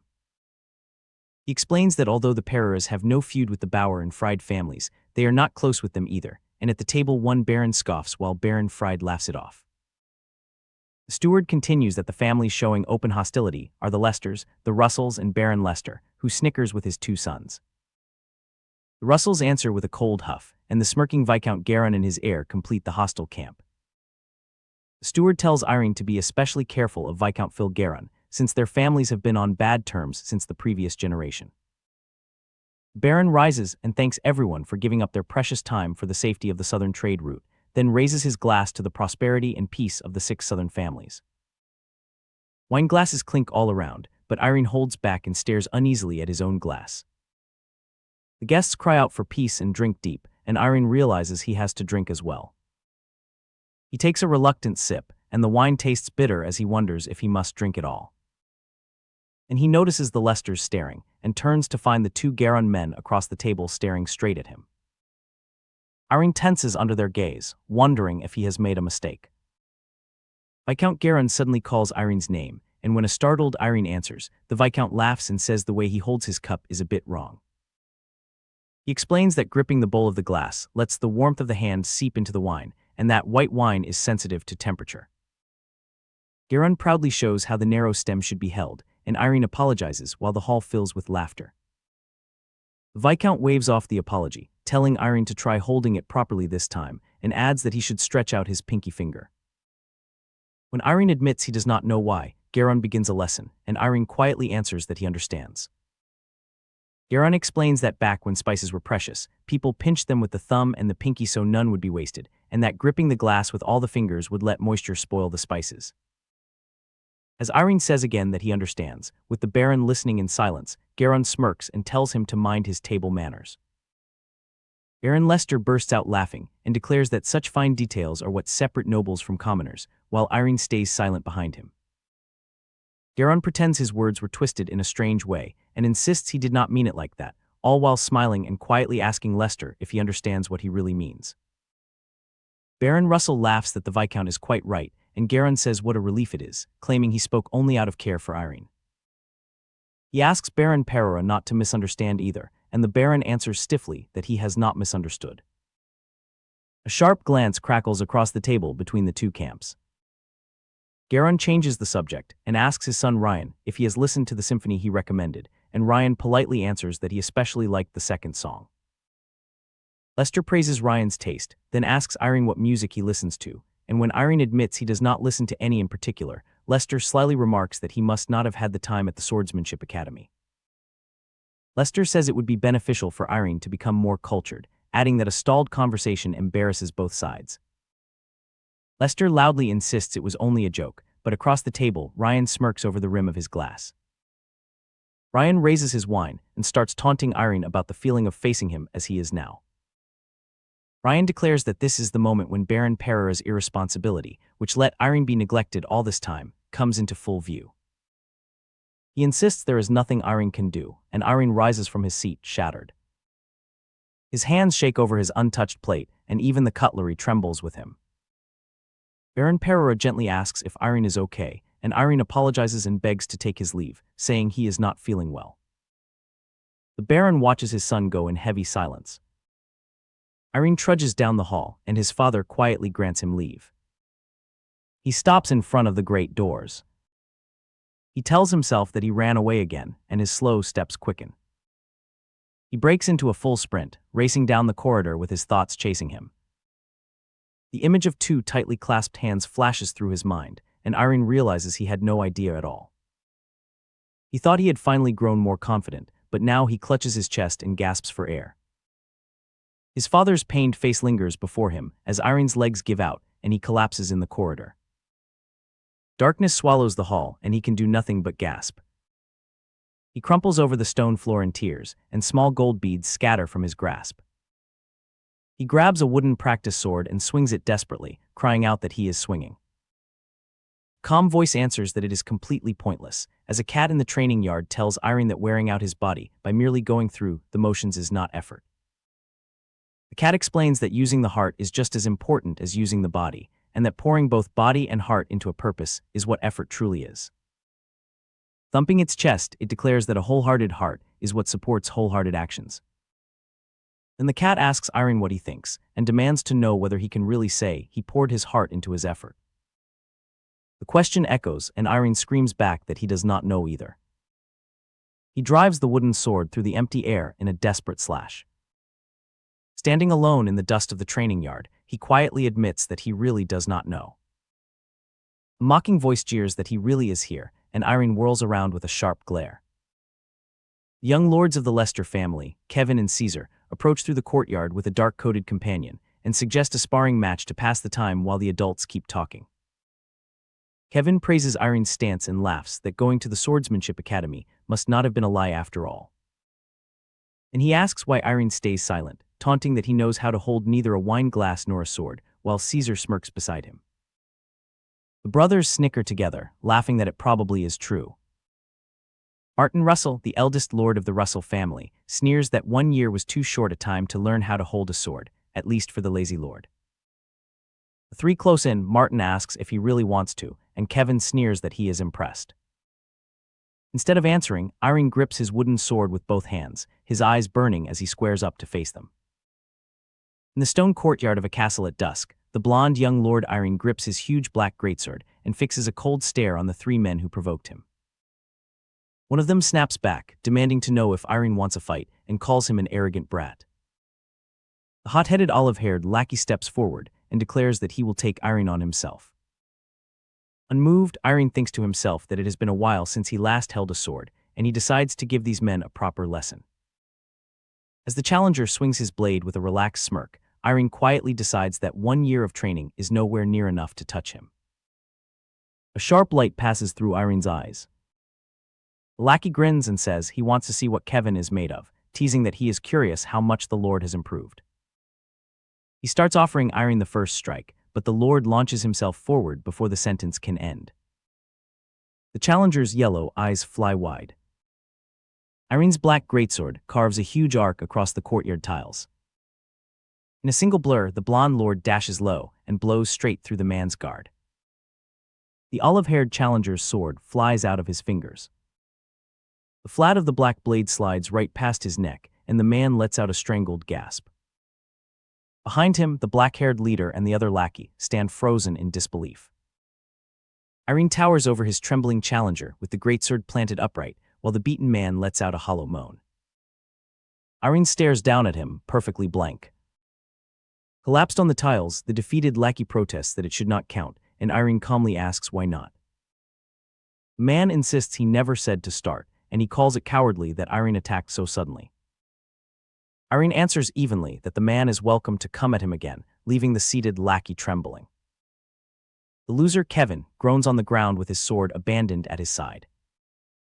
Then the black-haired leader tells Kevin to get up, saying that he will do it himself. He taps Kevin on the shoulder, but the furious lackey objects, insisting the arrogant lord only got lucky. The leader replies coolly that Kevin simply let his guard down, and he insists on taking the match himself until Kevin reluctantly agrees. Stepping forward, the leader mutters that he will not feel right until he faces Airen himself. Kevin and the other lackey whisper bitterly that Airen attacked unfairly, gloating about foul play. Still, they comfort each other that Martin cannot lose because he is built differently. The two opponents square off across the courtyard. Airen asks if they should begin, and Martin answers yes, planting his broadsword upright with a slow breath. Martin charges in with a fierce shout, convinced that mere blocking is useless.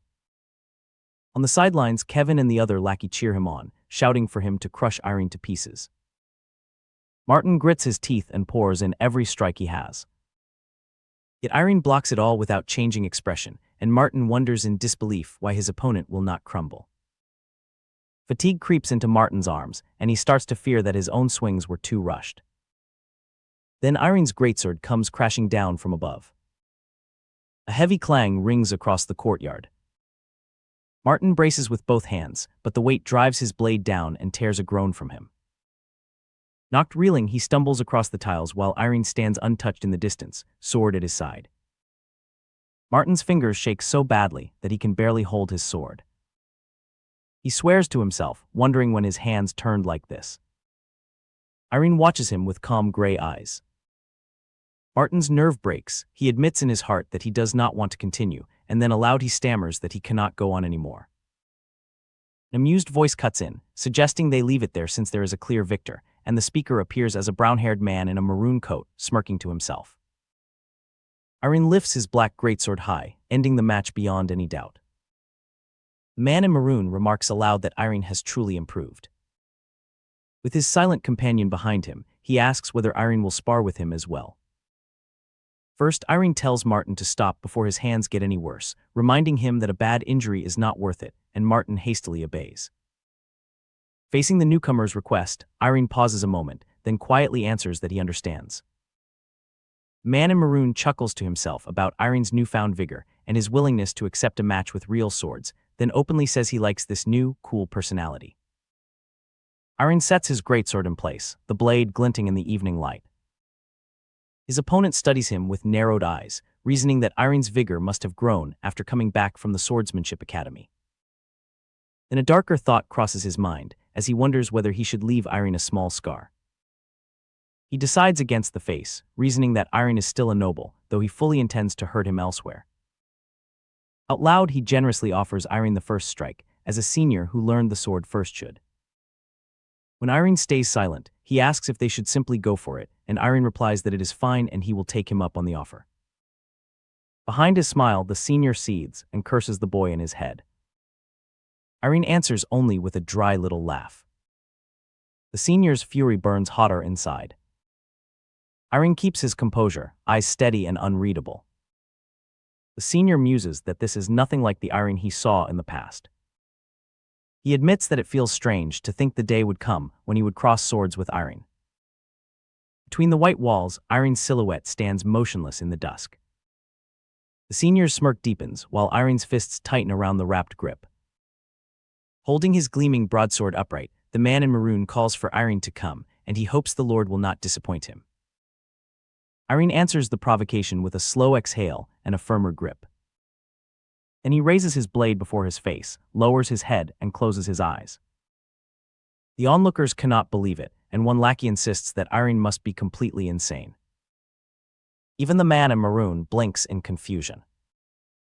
Airen's eyes open slowly, then snap wide with a sharp, pale flash. Dark pressure swirls around his glowing blade. The senior charges in first, sword raised. And then something flashes past him so quickly that he can barely register it. He freezes mid-turn, sword still in hand, demanding in his thoughts to know what that was. Before he can act, his back hits the courtyard wall, and ragged breaths are all that leave his mouth. A single stunned question forms in his head, asking why he ever thought this match would go his way. Across the tiles, Airen stands far away, wrapped in pale light, and the senior cannot even tell when the distance opened up. Airen lets out one cold breath. The senior's disbelief curdles into fury, and he roars inside that Airen should not mess with him. But dread floods his face as the next blade bears down on him. He cries out that he cannot accept this, even as the shining edge sweeps toward his face. A ringing crash ends the exchange, and the man in maroon slumps against the stone wall, too stunned to move, orange sparks scattering in the dusk. The two blades meet with a ringing clang, and the young lord in the red robe staggers back in shock. His sword shatters, and the broken pieces spin through the air. Across from him stands a blond youth in a white training tunic, sword still in hand, his expression grim and steady. The onlookers freeze. Someone cries out that the sword broke, and another cannot believe that the older brother lost. The young lord in red stares at the snapped stump of his own blade, trembling. He demands to know what in the world happened and how it was done. A heavy silence hangs over the training hall. Then a voice asks whether they were all in the training hall and whether they had been sparring with each other. The young lord in red flinches and whirls around. Two elders arrive. The young lord stammers that it is his father, and the noble in the maroon coat stops mid-step with a questioning look. Behind him stands the ginger-bearded lord in a teal tunic, tense and sweating, as the father speaks his son's name. Ryan freezes in place, still clutching his broken sword. When the name Airen is spoken, Ryan hangs his head and confesses that he lost the spar to Airen. The father stares in stark shock, and the elders behind him stand aghast, while Ryan's mind races over what he should do. Across the hall, Airen stands uneasily, glancing aside. Ryan glares at the ground, sweating, and steels himself. He tells himself to be as confident as possible, then hands the broken sword to Sir Stuart and forces a grin through the sweat. Ryan insists that Airen's sword was incredibly powerful, that the attack came from 5 meters away and split his blade in two, all while coaching himself to act like it is nothing much and to exaggerate. The elders only stare at him in silence. Ryan gulps. Then the father lets out a strained laugh and says Airen's swordsmanship must have been excellent. He laughs it off, saying Airen trained at the Chrono Swordsmanship Academy for a year, so of course Ryan was no match. He adds that it is a blessing for the Southern Union, and that Airen's surprising growth will be a great help in their subjugation. Night falls over the castle tower. The meeting ends late, and the guests take their leave, with the white-haired elder laughing that he is very envious of Baron Farreira. Leave is granted, the guests head to their carriage, and outside the father calls quietly to Ryan, who answers at once. But next time, the father says. He remarks that Ryan lost the spar on purpose to raise Airen up, then adds that their relationship with the Farreiras, which was about to fall apart, has been mended. His tone hardens. He will not stand for any changes to their plans, and Ryan should keep that in mind. Ryan bows his head and apologizes. The warning hangs in the night air, and Ryan grits his trembling teeth. He calls for Sir Stuart, and the officer turns and answers the eldest young lord. Ryan's face darkens with fury. He orders 5 trainees prepared when they return to the estate. Elsewhere in a quiet study, Airen's father tells her she does not have to take part. Subjugation is an important event, he says, but becoming an official trainee of the Chrono Swordsmanship Academy matters more. When Airen says nothing, he asks whether it is not more important to spend this time honing her sword instead of wasting it on the event. Airen answers without hesitation that she will participate in the subjugation. Her father stares, stunned. Airen rises to her feet, resolute, and tells him she knows exactly what he is worried about, so she will overcome her shortcomings. She vows that she will do her absolute best during these 3 weeks, and that she will show him she can conquer all of his concerns. She speaks with quiet determination, and her father falls silent. His mouth sets into a troubled line, his eyes drop, and sorrow settles over his face. All he can manage is a pained murmur of his child's name, Airen. Out in the corridor, the father trudges away, watched in silence by a blond boy in a purple robe and a woman in a cream robe. The boy quietly asks whether he will be okay. The woman rests a hand on his shoulder and answers that of course Kirill, his brother, is doing his best. He can believe in his brother too, she asks. Kirill pouts, unconvinced. He bursts out that he cannot do that. No matter what he says, he cannot trust him. His brother has not picked up his sword in the past 3 years, Kirill protests, and he spent his time drinking and gambling in a tavern. The woman quietly admits it is so. Kirill's eyes darken and he raises a trembling fist. His brother will never change. He will never help them, especially now that they are in the middle of a succession battle. The woman murmurs his name, but Kirill begs his mom not to defend him anymore. She says she knows his older brother is not perfect, but she has no doubt that the older brother loves the kids. Kirill wails that he would be happier if his brother only loved him. His brother could at least come out and train for the succession battle, Kirill grumbles, since it was that brother who insisted on the battle. His mother blinks, taken aback. Kirill vows that he will succeed to the head of the household by his own strength and show his brother that. His mother suggests that his older brother would be surprised if Kirill told him what he is thinking. Kirill refuses, saying he does not want to. His mother worries to herself that Kirill is a good boy but does not like his older brother that much, then gently reminds him that she is his mother and can tell what he is thinking. Kirill flails his arms, insisting he is not like that. He just needs to prove it during the succession battle and beat him. He insists he has no other thoughts. His mother smiles and says she sees, and Kirill begs her to stop reading his thoughts. He mutters that he will succeed to the head of the household and beat his brother.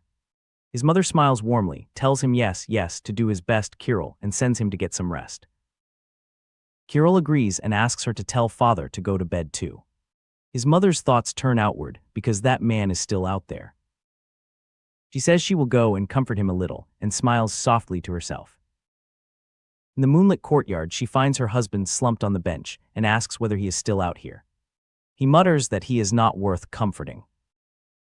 With a sigh, he confesses that as a father he was helpless against that kid and that the only thing he got was a lecture from Airen.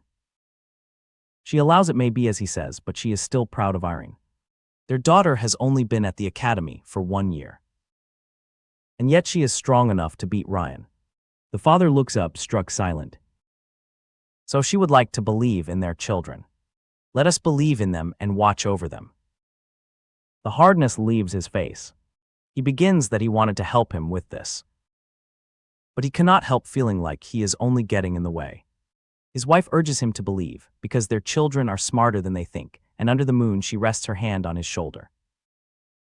Airen blinked away the sweat stinging his eyes and tightened his grip on the wooden sword, knuckles white from the strain. Beyond the tall stone walls of his family's castle, he swung the blade in wide arcs across the training yard, kicking up dust with every strike. When his arms gave out, he leaned on the sword and let out a long breath. This was difficult.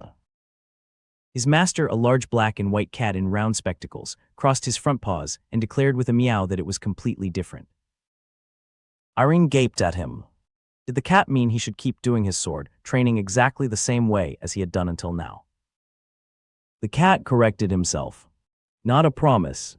A stronger word. Ah, yes. He would call it a contract. The cat smirked behind his glasses, savoring his moment. He laid down the first rule.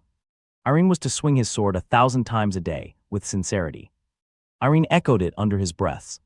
1,000 times. With sincerity. It was like a superstition the cat had mentioned before. Training every single day did not mean he would reach the point he wanted. Instead, he was to pour his heart into the sword, thinking about how to move forward and make it stronger with each passing day. Repeating the actions tied to his wish would strengthen his belief and the power of his heart. However, the cat warned, the sword would grow stronger with each day that Airen fulfilled the contract. Airen sighed to himself. Just swinging the sword made it no different from before. This was difficult. How was he supposed to pour his heart into it? Should he fill each swing with his love for his family, or simply swing as hard as he could? Or should he wish for amazing swordsmanship, while he remembered his foolish past self and reflected on it? He kept swinging through the questions. If he did that, maybe no one could ignore him anymore. The cat watched him swing from the shade of the yard, pleased. He said it was enough for now that Airen had started to think about it. After all, as long as he worked hard, he would definitely be able to awaken. So Airen kept swinging. The master puffed up with pride at his pupil. For the current Airen, he mused, such an awakening suited him.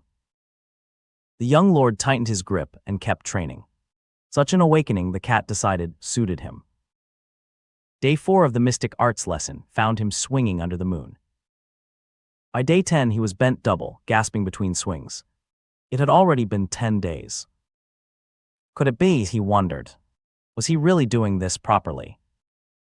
The cat posed a riddle.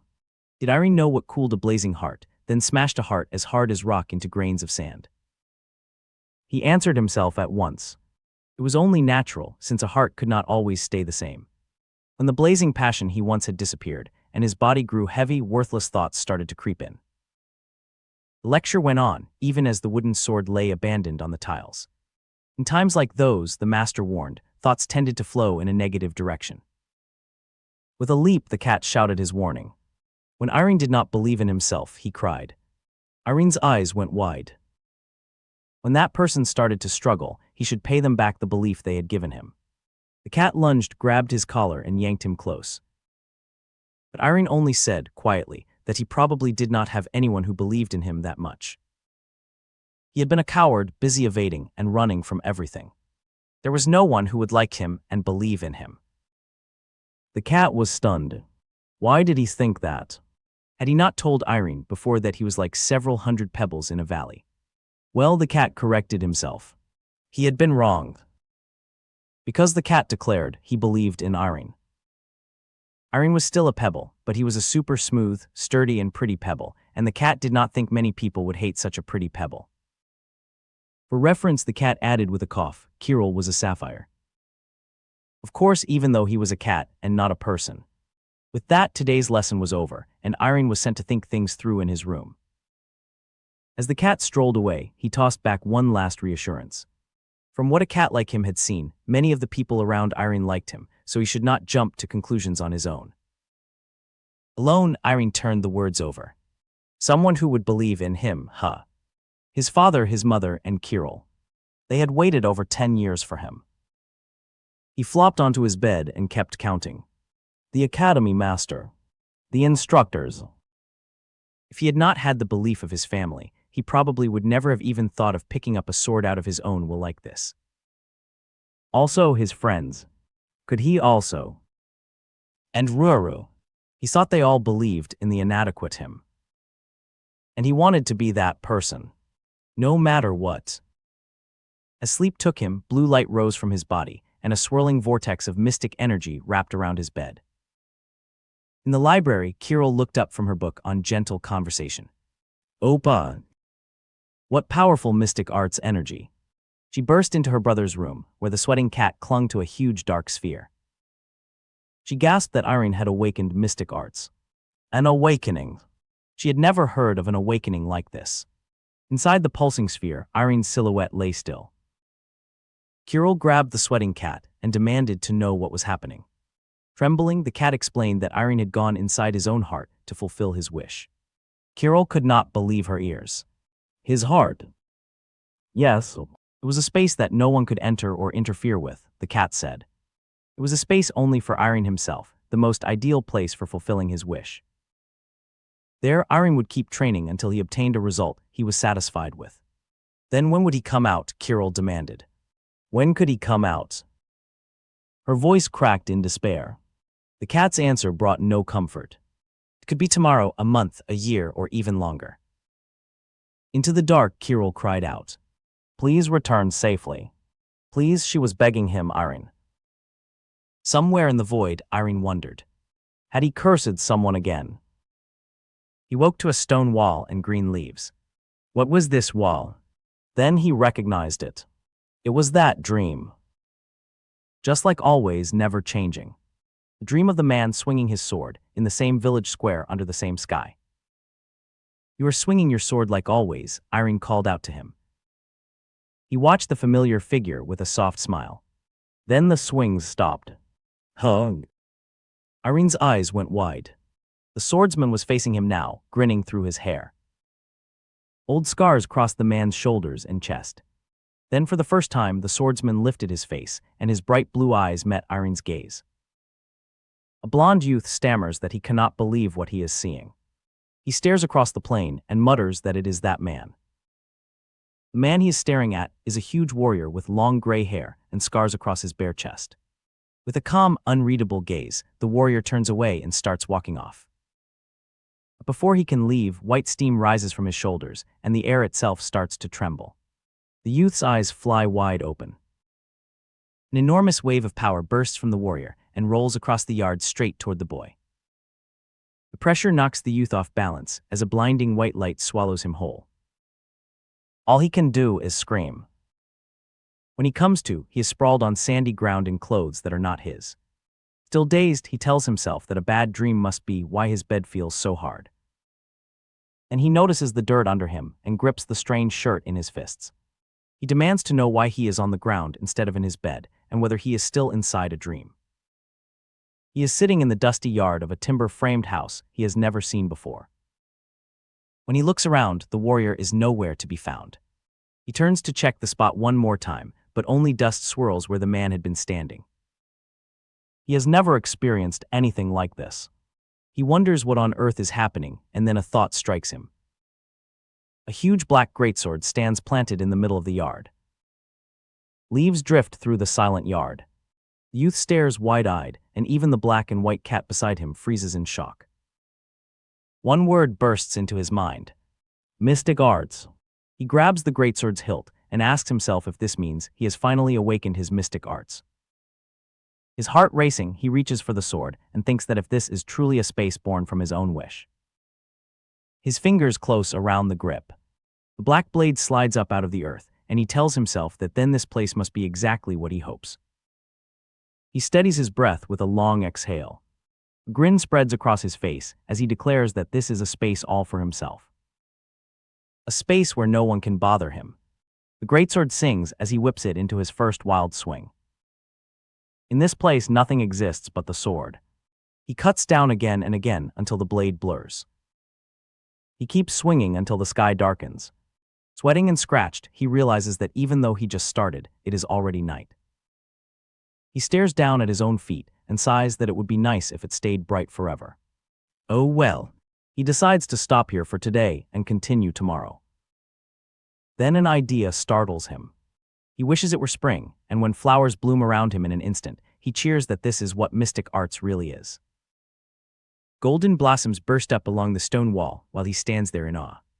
Next he asks for wind so the air will not get too hot. A cool breeze even swirls through the doorway of the little house. Done with training, he asks the space to dress him in something comfortable.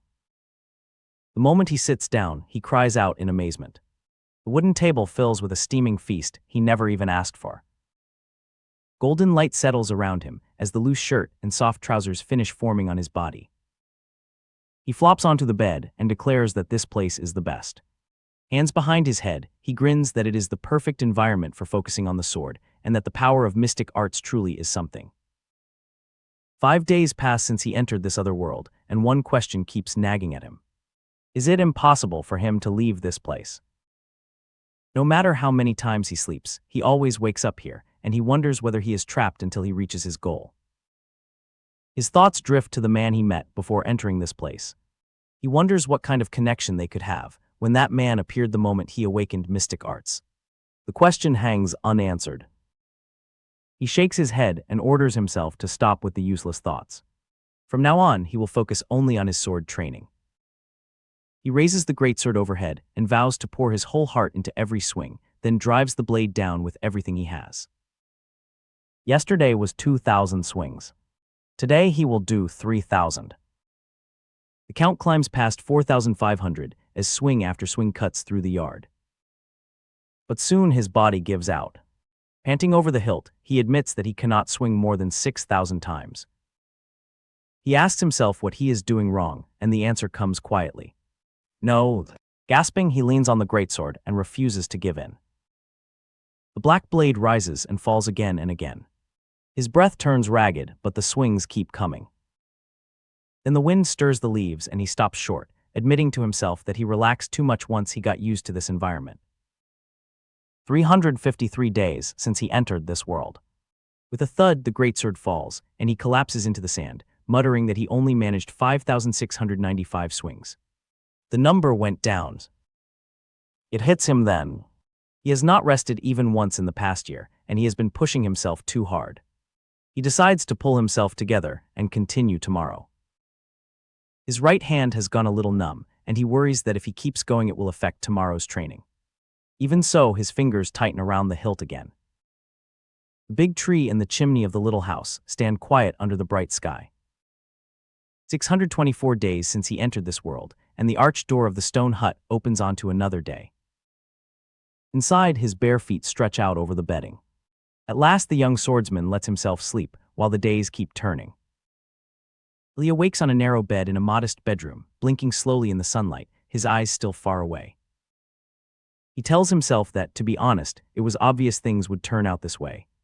He has lived more than half his life as a deadbeat, and his thoughts drift back to the memory of his form as a swordsman, gripping a trembling blade. In the dark memory, he holds the sword upright with both hands, straining and shaking. That form was never something he chose of his own will, only a shape forced into him by endless, unwilling practice. Then something catches his eye in the hall, and he glances sharply to the side. There stands a towering, long-haired swordsman, bare-chested, his blade raised overhead, golden light pouring off him like flame while one eye glows beneath his hair. Airen's thoughts return to his own vow. He came to this place to find his own sword with his own power. Rolling over in bed, he looks at himself now and finds nothing worth showing. All that stubborn training, he decides, amounted to nothing but meaningless sword swinging. The scene leaves his brooding behind for a timber lodging house, standing quiet in the morning light.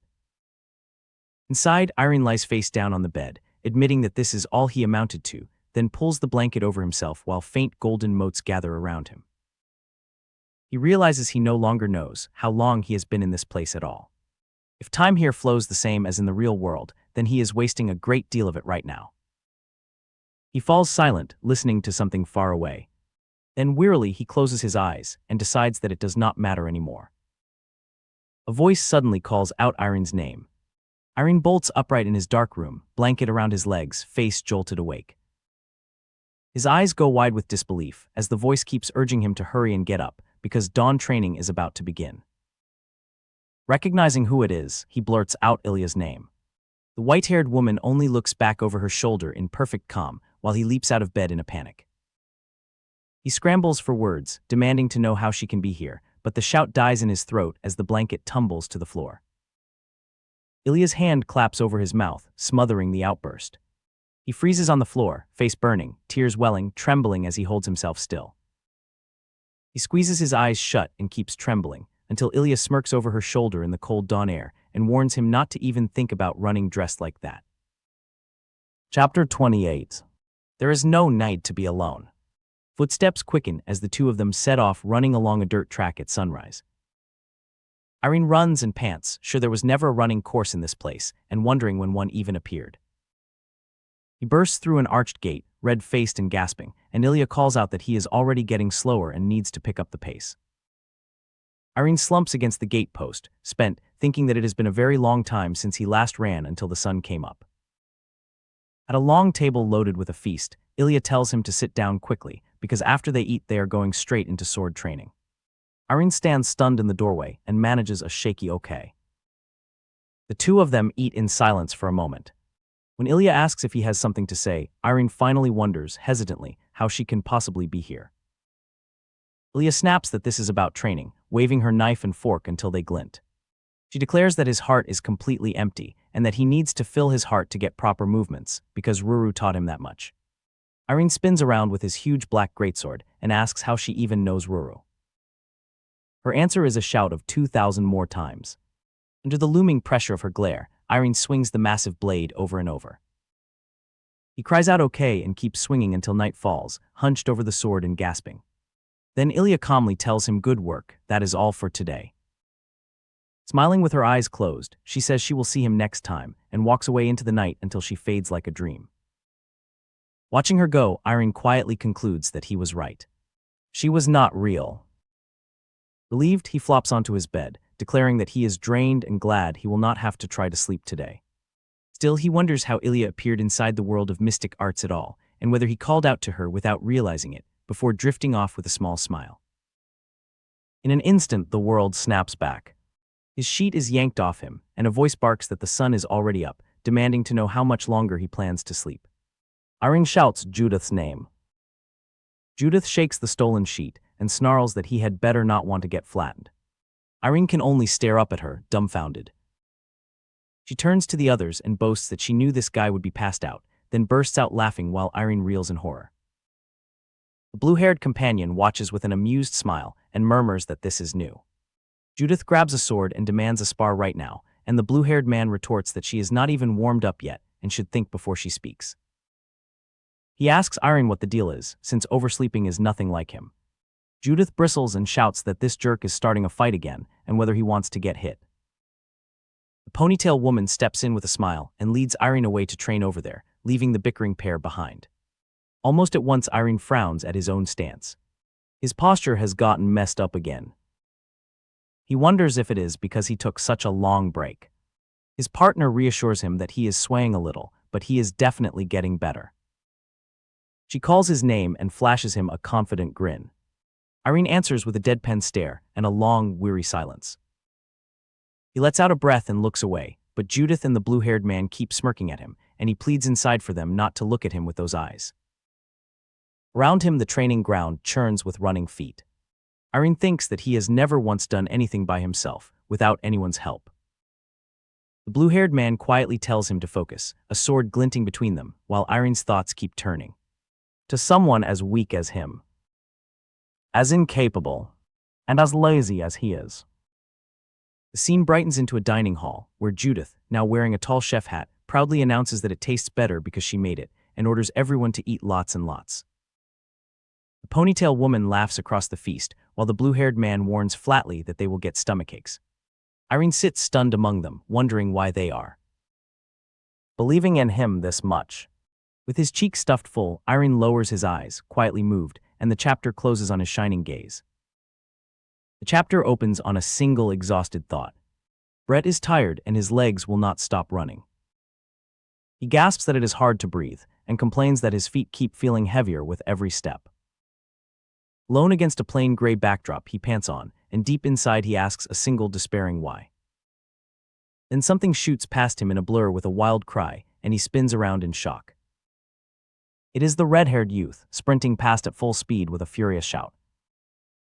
A sword swings hard overhead, and the blue-haired swordsman lunges in with his rapier, announcing that he is going again. He rains rapid strikes on Brett, who blocks them all behind his big shield and gasps under the barrage. One heavy blow lands on the shield, with force enough to leave a crack across Brett's shirt. The swordsman grins and shouts his praise, telling Brett he is far more stable today than he used to be. Brett answers with a straining shout and swings his shield in a wide arc, lunging into a counterattack.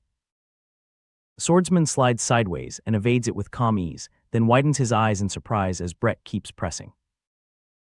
Brett chains the next swing from behind his shield and gives his opponent no room to reset. Watching from the side, the red-haired youth cheers Airen on to land one more hit, while the silver-haired woman marvels that it is the first time Brett has kept his distance for so long. Airen pants with a small, tired smile and admits that the advice had been right. Brett smiles and says it is thanks to them, then a name rises in his thoughts, Ruru, and he admits to himself that he was mistaken. He tells himself there is no need for him to struggle alone. He raises his sword overhead under the sunset sky and trains on. He remembers the big fanged man with the star pendant and the advice he always gave, to do it together with the people you trust. And the people you love. Brett grits his teeth and swings, recalling how those words once caught him by surprise. There is no need to be alone. Round that memory stand the companions who share it, smiling in the dusk. Brett lowers his guard and answers with a soft yes and a fond smile, the way someone does when he has heard the same advice 10,000 times. A quiet breath of wind passes over the training ground. The red-haired youth throws up a fist and declares their job there is done, and the blue-haired one adds that nobody knows when he will call them again. Then he points at Brett and tells him not to be nervous, to work hard, and to drop the useless doubts, and Brett answers that he will. Brett only smiles, calm and sure of himself in the dusk light. So the days become swings. He lifts the greatsword against the sunset and brings it down again and again. Day 1237 since he entered this world. Day 1292, and still the sword rises and falls. Day 1375 passes under a blue sky, and when night comes the blade keeps cutting through the dark. Day 1492. The swing's carve rings into the dust of the yard. Day 1566 drifts by with the falling leaves, and day 1613 finds the sword planted in the sand again. Autumn colors the yard by day 1687, and day 1755 arrives on a white wind. His shirt is torn to rags and his hair hangs long, but he still swings, and a single flower blooms in the sand beside him. Then something changes. A dark heat gathers around him, and he clenches his fist and breathes hard. His eyes snap wide with focus, and the world narrows to a single point. He stands spent but upright, both hands on the glowing sword, while a fire-like aura rises around him and the blade radiates heat. He closes his eyes and exhales slowly, letting the heat settle. The feeling reminds him of the time he spent at the sword's place, and he wonders just how much he has grown. A small smile crosses his face as he asks himself whether he should call them after such a long time, since there is something he needs from them too. And so they come. One teases that he must have called them there just to brag about his height, and another answers with a puzzled huh. They laugh at him, and the red-haired girl glares up at the taller Brett and demands to know what the problem is, but he only answers no. She demands to know what it is then, warning that if it is something stupid she is just going to leave, and Brett simply tells her to come along.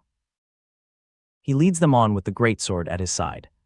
The red-haired girl rolls her sleeves, readies her sword, and declares that he passes, while a voice announces that his first opponent will be her. But Brett grins and breathes out a calm no, while his companions take their stances. One by one they set their feet, and Brett grips the greatsword at his side. The blade sweeps low across the sand, and a huge shockwave of dust and light bursts out of him. Through the rising dust he calls out his answer, telling all three of them to come at him at once. And the lord who was once too tired to move now smiles, like a swordsman ready for anything. At the dusk training ground, the young lord watches the sparring with a faint, satisfied smile. Airen crows, asking if everyone heard that, while her thin blade drives Judith back in a shower of sparks. A trainee marvels that the young lord has really changed. Judith teases Airen, asking when she became so cocky.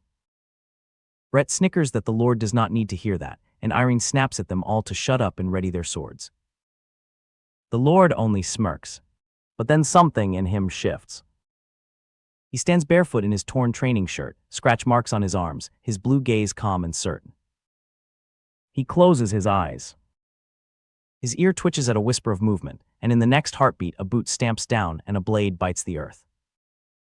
Judith can only pant as the lord slips past her like a gust of wind, smiling.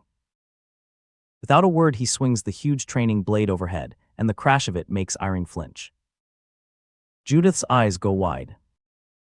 Brett charges in and hammers his sword down at the lord. The young lord tracks the strike with one cool blue eye and lets the blade whistle past his cheek. Brett's sword crashes where his head was. The lord drops low and braces his broad blade against the storm of swings. Airen charges in low, sword drawn back, determined to break through.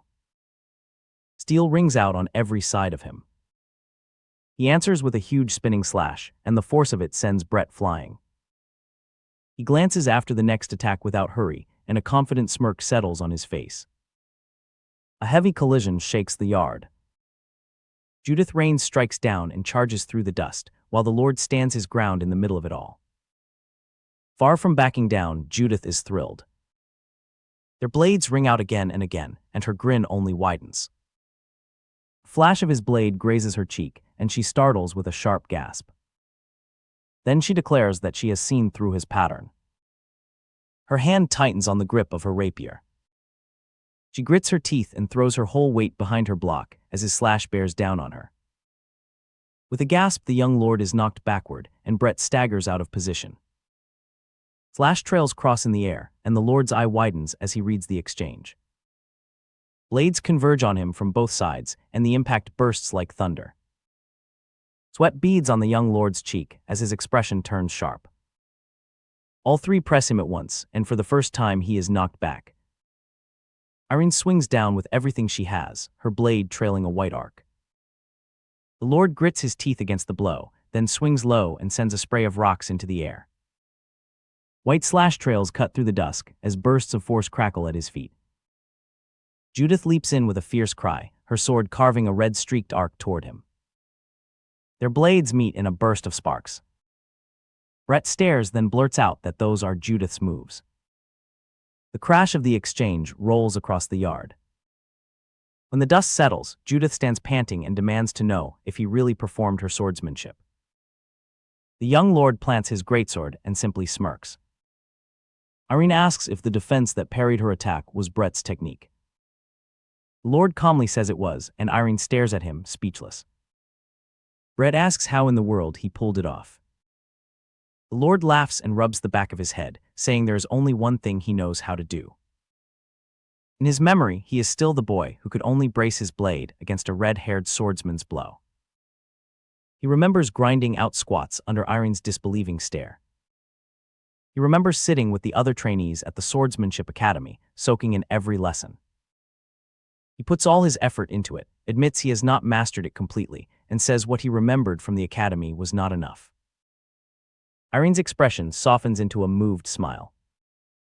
He tells them he wants to obtain their swords, but he is not giving up on finding a sword of his own. Brett lets out a long, resigned sigh. He vows to make his sword and his will toward the sword even stronger, and presses a fist to his chest. Judith erupts, calling him a swindler and a shameless thief, and snapping that those who have it all are the most selfish. The lord blinks, then answers deadpan that she should awaken mystic arts too.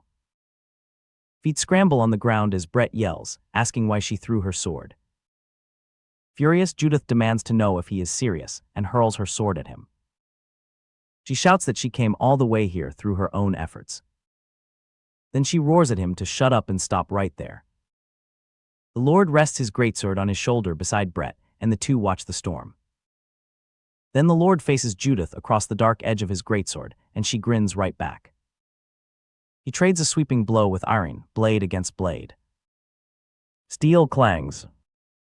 By now Airen and Brett are both gasping for breath. Judith throws her head back and laughs, groaning that she never should have taught him. Then she calls out that he wins. She promises that when they meet outside, she will not go easy on him, so he had better be prepared. The lord answers that he will see her again. Alone with the fading light, he looks at his open palm and whispers to himself that he did it. He decides he is ready to get out of there now, and that night he lies down with a content smile. He falls asleep hoping tomorrow will come soon. The lazy lord sleeps peacefully. Outside, the wind swirls around a dark shape on the ground, and a strange energy begins to stir. Moonlight falls across a Gothic arched gate marked with crosses, as if something has begun to move. The young lord stared up at the massive door and asked if this was the way out. He pressed his hand against the iron face of it, but found no handle and no keyhole, and fell silent.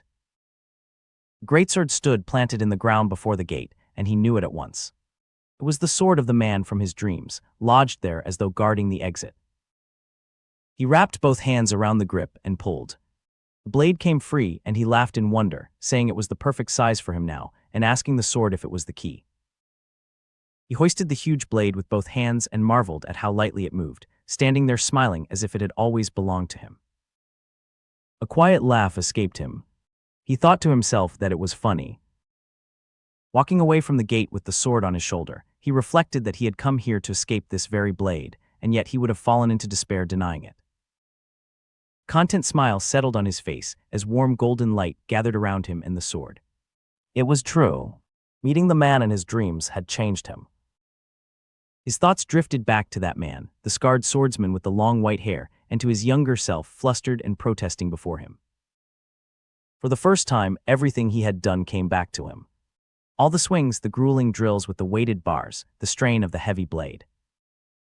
He remembered the sparring that left him grinning through exhaustion, and the swings fierce enough to split the plaza, carving a trench that ran to the horizon. Above it all stood the swordsman, raising his blade inside a golden blaze, until his whole body became a silhouette of white light. One swing. Colossal blade swept down, light burst apart, and the world cracked with a thunderous crash. And through the ruin, the young lord's voice rang out, calling for his sword. A groan. The dream faded into canopy and curtains, and he jolted upright. It was his room. He was back. The room had not changed one bit, and he told himself that not much time could have passed. Thank goodness. He had to see his parents. He sprang up and dashed through the corridor. A meow stopped him short. He called out Ruru's name, then caught himself. The white cat sitting there was not her. Down the hall, an old voice was scolding, demanding to know how someone had gotten back inside. The butler marched along the balcony, still grumbling at the cat, until the young lord called his name. Marcus turned and his jaw dropped. The old man blinked, unsure of what he was seeing. And the young lord asked where his family was and noticed the new wrinkles carving that familiar face. Recognition finally broke through. Marcus burst into tears, crying that the young master had come home at last and swept him into a hug. Marcus wept that it was such a relief and said he had feared the young lord would never get out of there. Confused, the young lord demanded to know what he meant, dread rising in his voice.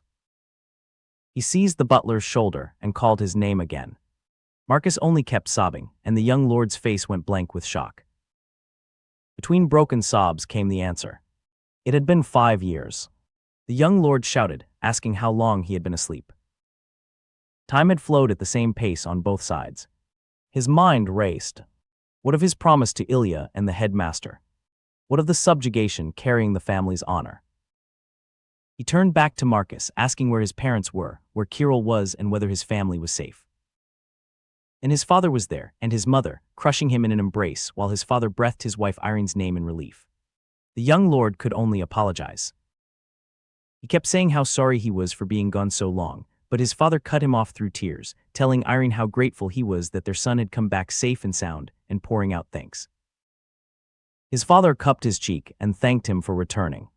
When the young lord asked about Kirill, his parents explained that she was at the Saviour Principality, training as the disciple of a marvelous mystic named Skina Kitten. Kirill was doing well. The thought loosened something in his chest, followed quickly by guilt for troubling his parents again. But mostly he was simply glad. His eyes welled. He told his parents that they must have carried so many worries, that every day while their son was trapped alone in a strange place must have been unbearable. He promised that from now on he would do his best. He had not been idle for those 5 years. He had trained harder than anyone, and he had results to show for it. His father blinked and asked if he meant swordsmanship training. The young lord answered yes. There was nothing left to worry about and nothing left to trouble them. From today on, he declared, as the eldest son of the Farreira family, he would show them a bearing worthy of the name. His father stared, then called out to Airen. It was already April, and the young lord announced that he would take part in the subjugation the following month. The room froze, and a cold voice demanded to know who had given him permission. The young lord turned. A woman stood in the doorway, tall and regal, with a long golden braid, sharp eyes, and a purple dress beneath a white cloak. He breathed her name. Kirill. She stepped into the room. He beamed and told her how much she had grown. Kirill froze where she stood. He laughed awkwardly and said he was just happy to see her after so long. Her reply cut sharp. She asked how he could possibly smile in a situation like this. Their mother asked gently why Kirill was home when she was supposed to be at the Saviour Principality. Kirill answered that she had come to take her brother's place in the subjugation. Her gaze never wavered. Their father cried out her name, but Kirill insisted that she was not being unreasonable. She argued that her brother did not need to be the one fighting, that the family should have stopped him instead. He had been trapped in that terrible barrier for 5 years, and they would still send him somewhere so dangerous. The young lord answered calmly. If she was worried, he was fine truly, because he had grown stronger training inside the barrier. The subjugation was a matter of the family's honor, and by any measure he should be the one to go. Kirill simply said no. Kirill clicked her tongue, then challenged him. If he was really that confident, they would have a spar, and he could prove he was worthy. Their mother cried out Kirill's name, but the young lord looked at his sister and agreed. If that was what she wanted, then they would do it. Kirill turned on her heel and told him to follow. As they walked, he made a silent vow. He would show her the power he had won in that place. The training ground lay quiet beneath its lamps and arches until the guards noticed. Why a spar all of a sudden? One could hardly believe he was seeing the young master's face again. Another guard muttered what everyone had secretly thought. He had believed the mystic arts story was only a cover and that the young lord was gone for good. And yet here he stood. Across the wide plaza, the young lord waited in simple training clothes while Kirill barked at him to hurry up and get ready. He clenched his fists at his waist while the onlookers murmured. Kirill warned him not to make her say it twice. Then she sneered, pointing out that he did not even have a sword. Golden light gathered in his empty grip and hardened into a hilt, then into a dark blade marked with a purple emblem and letters spelling out its name. Sparks drifted from the newborn sword. The young lord stood amid the hush, holding the blade at his side, eyes wide. The young lord grips a huge black greatsword that has appeared in his hands, and two armored guards cry out that a sword has suddenly appeared. Blonde onlooker gasps and asks if those are mystic arts, while an orange-bearded noble and a noblewoman stare on in stunned amazement. The crowd marvels that Airen has truly awakened mystic arts, and he smirks awkwardly, thinking to himself that all he can really do is manifest a sword. Then his smirk fades. He bows his head and grits his teeth in tense silence. A familiar voice bursts out in his mind, demanding to know why he always does this. Across the plaza, a braided blonde swordswoman spins up a storm, three glowing purple swords orbiting around her, as she declares that they begin right now. Sweating, Airen asks one last time if they can call this whole thing off. Her answer is a rain of purple slashes that carve up the plaza, and one of them grazes past him hard enough to draw a groan. He thinks to himself that just deflecting the blows is enough to shatter his arm, as his greatsword meets the assault in a blinding crash. The power behind every single strike is overwhelming. The spectators shout for Airen to watch out behind him, crying out Kirill's name. Purple blade screams in from behind, and Airen barely escapes as it whistles past his wide-eyed face. He swings his greatsword in a huge arc to deflect a blast of energy, while the swordswoman surges forward through crackling lightning. Her eye glints as another slash cuts in, and his boots skid across the tiles as he evades. The exchange turns into a storm of purple slashes and ringing clashes that shake the plaza. His own blade begins to glow white from the force of his swings, and the swordswoman grinds her teeth in frustration. She brings her lightning-wreathed sword down and lunges in, cape and braid flying. Airen gulps and then a heavy blow lands, and a colossal glowing blade sweeps through the air. Watching from the edge, a knight asks if they should step in and stop the two of them, but the answer is only hesitation. The blonde steward simply gulps, as the knight exclaims that there is no way to stop something like this. Staring blankly, the steward can only wonder to himself about the young lord. Kirill's clenched fist trembles at her side, while Airen simply stands there with calm, tired eyes beneath the plaza banners. With a crash, three glowing swords plunge into the plaza floor, and the fight is over. The steward lets out a soft smile of relief.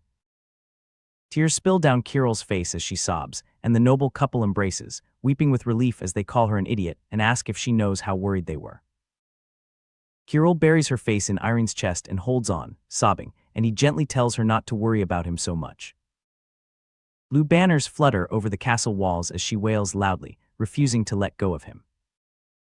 He explains that he is doing it this time because he is truly confident, but she only clings tighter and cries out for her big brother. Later, inside the castle, a voice warns Airen to be careful, because this year's subjugation is far more dangerous than the ones before. He asks what could be more dangerous, and Kirill explains that a dark creature has appeared.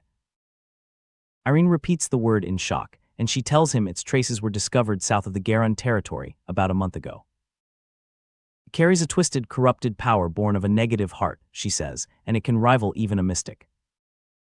Danger cannot even be compared to ordinary monsters, and then, in the same breath, Kirill declares that she is joining the subjugation too. Airen leaps to his feet and shouts her name, but she fires back that just because he is going does not mean she cannot, and reminds him that she is super strong. He admits that is true, but still cannot agree. Before he can say more, a woman in a wide-brimmed hat chimes in with a sing-song refusal, telling Kirill that a very important event is only 2 weeks away and asking what she is doing here. Kirill stammers out that she is her teacher, then blurts that her one and only brother has finally escaped from the barrier after 5 years, so of course she had to see him. The woman asks if he must be Airen Farreira and introduces herself as Skinna Kitten, the most beautiful mystic in Saviour. Airen greets her awkwardly, then remembers the rumors that she is over 50 and wonders if she is using mystic arts to look young. To his horror, she cheerfully confirms that she knows exactly what he was thinking and laughs that she can tell even without reading his mind. She recites his thoughts right back at him, about how fair she is and whether someone this beautiful can really be his little sister's teacher, and Airen stammers that she must be reading his mind. Kirill glares and warns Airen not to listen to her, insisting that her teacher is a complete mess in everything other than mystic arts. Bothered, the teacher laughs that of course she is the best, at least when it comes to mystic arts, and then hugs Kirill from behind, cooing that her shy disciple is complimenting her in such a roundabout way. Kirill shrieks in embarrassment while Skinna teases her, asking what it was that she said. As Kirill grinds her teeth, the teacher tells her that if she wants to keep her mouth shut, she should return to her room and wait, and Airen marvels that he has never seen anyone handle Kirill so perfectly. He thinks to himself that it is amazing, and stands there drained, barely able to swallow. Satisfied, Skinna watches her sulking student walk away, then apologizes to Airen for the first impression, explaining that she needs an even stronger will than Kirill to be her teacher. Airen laughs and says he understands, and then Skinna produces a necklace with a glowing blue crystal pendant. She smiles that he is different from Kirill in many ways, and Airen laughs nervously before stammering that he cannot accept something so valuable. She insists that he accept it, explaining that she and Kirill made it together, and that Kirill poured her whole power into making the necklace every day while longing for him to wake up. Skinna adds softly that this is the first time she has seen Kirill so energetic since taking her on as a disciple, and asks him to use it well. Airen quietly thanks her and promises that he will, clutching the necklace to his chest with a soft smile. Kirill calls out that she is glad her brother is cool as she walks away, and Skinna puts her hat back on and heads out the door. Alone at last, Airen smiles quietly to himself, thinking that he is glad. The doors close behind him, leaving him standing by himself in the middle of his room, in warm sunlight. He counts his blessings as he walks. His parents are doing well, and Kirill has found a great teacher. Then his feet stop in front of a cabinet, and his expression turns serious as he places his hand on a dark, glossy orb. His reflection stares back at him from its surface, and a single name crosses his mind. Ruru. At the Garen Territory Provisional Base, soldiers carry supplies between sunlit tents, while a blond young man silently revisits a troubled memory. At the estate, a blonde noblewoman insisted she was not lying. Ruru had stayed there for several months, then disappeared, and she had not seen her since. When he remained uneasy, she told him that whatever he thought of Ruru, it was not Ruru's fault. Nobody was to blame because the choice had been her own. He asked what she wanted from him. Her only request was that if he ever met Ruru again, he should try not to hate her too much. After a long silence, he promised to try. The woman stopped in her tracks, and the name Ruru remained heavy in his thoughts. Back in the camp, soldiers gossip about Airen joining the expedition despite his strange past. Airen ignores them and calmly sharpens his sword. One soldier questions why a man with no monster hunting experience would participate. Another mocks Airen's old barrier story as an excuse for staying in bed. They concede that his former skill might carry him through, but one still hopes he will not become a burden. Airen keeps polishing his blade without reacting. Airen wonders where a certain woman has been and what she has done. Whatever the answer, he is relieved that their paths have crossed again. His father asks whether he is uncomfortable, and Airen says he is fine. Around them, royal magicians, priests, and the Twilight Knight Order prepare for the campaign. A brash young soldier named Kevin insists he is not afraid. He boasts that the capital sent its elite forces because of the threat. Kevin grins while explaining that Sir Hill Burnett, vice-captain of the Twilight Knight Order, personally commands the expedition. He celebrates the honor to be won and claims they can simply remain in the rear. His companion panics and orders him to be quiet. Kevin turns and realizes that Hill Burnett is standing directly behind him. As Kevin cries out in terror, Hill begins addressing the gathered nobles. Hill apologizes for ruining the mood, then warns that the assembled nobles should not take part. Shock and disbelief spread through the camp. The imposing commander is formally introduced as Hill Burnett. Ryan Garen, Airen, and Airen's father are stunned by his declaration. Nobles demand an explanation and protest that Hill cannot make such an important decision by himself. Hill remains composed. Hill steps forward and reminds them that the creature they face is on another level from an ordinary monster. His overwhelming pressure begins to rise. He says his knights have armed themselves with unwavering devotion and loyalty to the nation. The surrounding nobles start trembling beneath his force. One man cries that his body feels impossibly heavy. Hill declares his command ready to destroy the threat, then sharply turns his anger toward the nobles. Hill condemns them for pursuing personal honor instead of the continent's safety and the kingdom's peace. He says fighting beside such people disgusts him, then asks whether anyone objects. The nobles gasp and buckle. Even Airen's father struggles, but Airen stays quiet and watches Hill with a steady, unreadable expression. Airen notices one young knight resisting the pressure. The man drops to one knee but still stares up at Hill, refusing to collapse. Hill asks whether the knight intends to block him. The young man strains beneath the unbelievable force, forcing himself to answer. Bloodied but defiant, he identifies himself as Ryan Gairn, eldest son of the Gairn family, and promises not to repeat his careless behavior. Ryan makes no excuses. He apologizes for underestimating their opponent, vows to follow Hill's example, and begs for another chance. Ryan promises to eliminate every trace of carelessness. Hill suddenly laughs, calls the display an excessive joke, and admits he never meant to bar anyone from participating. Hill explains that territorial leaders must be seen joining the campaign so their people can live without fear. Even so, his warning about the enemy is completely serious. He orders everyone to be in their best condition for battle the next day. Privately, Hill thinks Ryan may be the only noble who truly understands.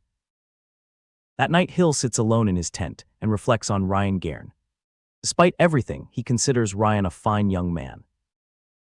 A subordinate announces a guest. Hill warmly welcomes Tom Miller, a wandering knight of the Gerber kingdom, and invites the old swordsman inside. Miller says he has heard about Hill's talented disciple. Hill calls the boy merely acceptable, and Miller accuses him of being far too harsh. Miller notes that the disciple belonged to the Academy's celebrated 27th generation. Hill replies that he failed to become an official trainee, though he can now rival them. Miller says the boy still cannot touch a genius like Ilya Lindsay. Hill recognizes Ilya as the Adan Kingdom prodigy, who placed first in the final evaluation, but refused official status. Ilya instead became an honorary knight of the Adan Kingdom's greatest order. Miller envies that talent and says another unbelievable genius has now appeared on the continent. Hill laughs, but Miller says his own disciple met a Hail Kingdom trainee who could stand toe-to-toe with Ilya. When Hill doubts him, Miller calls him a fool. Miller explains that the unknown trainee matched Ilya in the final evaluation and lost first place by only a hair. Hill slams his fist down in shock. The table splits beneath Hill's hand. He calls the news astonishing and asks whether the trainee remains at the academy. Miller says the trainee also left for unknown reasons. Since he comes from Southern Hale, Miller believes he must be among the nobles gathered for this expedition. Hill springs up and demands the man's name. As a pale blue crystal glows nearby, Miller struggles to remember. Then the answer returns, Airen. The extraordinary trainee is Airen Farreira, who turns in his armor with a silent, focused stare. The black-haired commander in gold armor calls for a short break and tells everyone to have something to eat, and the troops shout their agreement. The soldiers slump against trees to rest, and two of them grumble that the others are showing off by training through the break. Two knights in steel armor trade blows with shields and swords, and the resting soldiers admit they are more skilled than they expected. They single out one name, Ryan Gairn, saying he is a cut above the rest, while someone calls out that Ryan is doing well. Elsewhere, a rival thinks that the gap between his family and the Farreira family has grown too big over the last few years, and that it is beyond him to drag Ryan down by force at this point, muttering that he keeps pulling attention to himself like that. An older man with gray slick-back hair and a red collar smirks and thinks that if they monopolize all the active roles in this subjugation, his family can still come out ahead. To do that, Ryan's role is crucial, and he must get the vice-captain's attention somehow. Then a watcher cries out that the vice-captain is heading toward Ryan, and the crowd wonders if he will give Ryan personal guidance. The vice-captain strides across the training ground toward Ryan, and the onlookers decide that Ryan must have left a strong impression on him yesterday. Ryan tells himself he will show off some flashier swordsmanship and smirks that the officer is coming his way, but the vice-captain walks straight past him. Ryan freezes in disbelief, insists to himself that he is being overly conscious and that there is plenty of time, and then his eyes go wide. He rages inside about why the vice-captain is going to that other man instead. The officer stops before the blonde knight who had been leaning against a tree, and the two face each other in silence. The soldiers whisper that the blonde man is the one called the deadbeat noble of the Farreira family, and that he is quite famous in the southern region of the Hale Kingdom. They say his whereabouts were unknown because he was trapped somewhere due to mystic arts. The vice captain wonders what is going on and whether it is related to the blonde knight's younger sister Kirill. He recalls that the young man refused to enter the Chrono Swordsmanship Academy and return to his estate, and asks himself what this is about mystic arts. The blonde knight answers respectfully that yes, vice captain. The blonde knight bows his head. The vice captain chides him that all of the young men excluding himself are training their swordsmanship during the break, and tells him to call him subjugation commander since he is leading the subjugation. The blonde knight complies, saying yes, subjugation commander. The vice captain says he will be direct and admits that they are working hard. He asks why the blonde knight is relaxing like this by himself and whether there is a reason for it. The blonde knight looks down in silence, then apologizes if he looked insincere. However, he says swordsmanship training in his current state cannot be called effort. Taken aback, the vice captain presses him and asks why that is. The blonde knight answers calmly that it is because it would go against his heart. Ryan hushes Kevin behind him and cedes, repeating the words to himself and calling him a show-off. The vice captain asks him to explain in more detail. The blonde knight says he joined the subjugation to hunt down the monsters, and also to take an active role and increase his family's honor in the process. The vice captain thinks it is an honest answer, and not bad. The blonde knight adds that he is currently thinking deeply about something, and the soldiers strain to listen. He is thinking about what he must do to play an active role in this subjugation, and has decided to focus on something other than swordsmanship training, because effort is only complete when you put your whole heart into your actions. As someone who lacks experience in subjugations, he says, swordsmanship training while not pouring his heart into it would not be considered effort, and that is what he meant. The vice captain thinks to himself about this kid. And a soldier reports that it is time, and the commander orders everyone to get ready in advance as soon as they get back into formation. He tells the blonde knight that he has to speak with him more and orders him to stay beside him, and the company marches into the sunlit forest.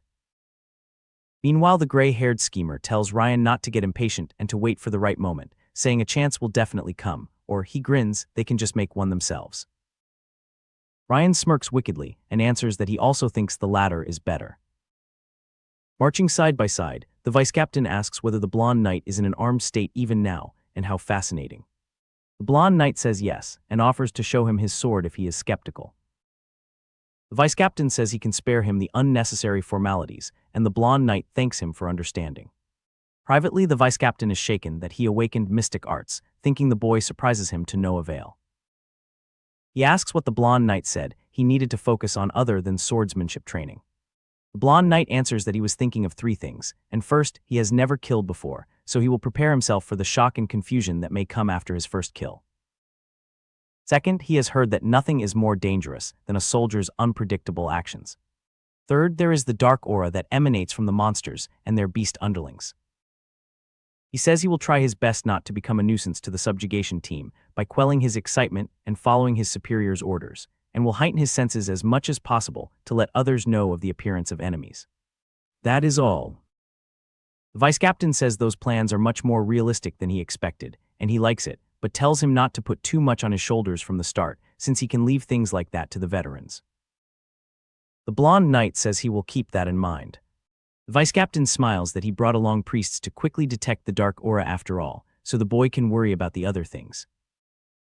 Then he notices the blonde knight staring at something and asks what he is looking at.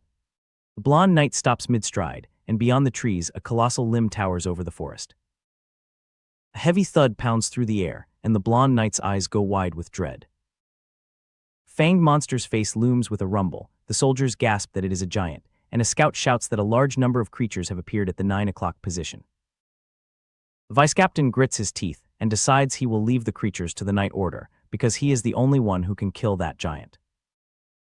But a colossal black greatsword slams down wrapped in golden energy while the vice captain stands stunned, and a red-eyed beast charges the line with a roar. The vice captain can only think that's, as the huge blade carves a savage slash through the monster's hide. The blonde knight's face is calm and focused as he swings the greatsword, cutting the beast down in a single stroke. Two knights in golden armor cross blades on the sand while the battle rages. A young man in a red cloak stares in shock, and the scarred soldier beside him braces himself.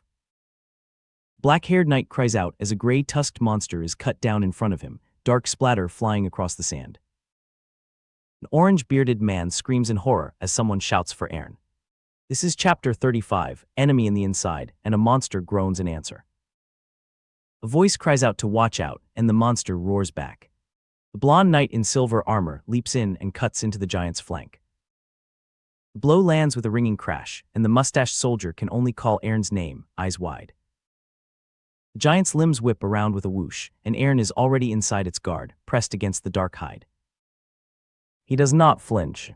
His blade flashes out in one blazing red cut. The monster groans against the open sky, and Airen drops low and slices its arm clean off, the severed limb thudding to the ground. The beast swings its huge arm at him, but Airen's blue eyes stay calm.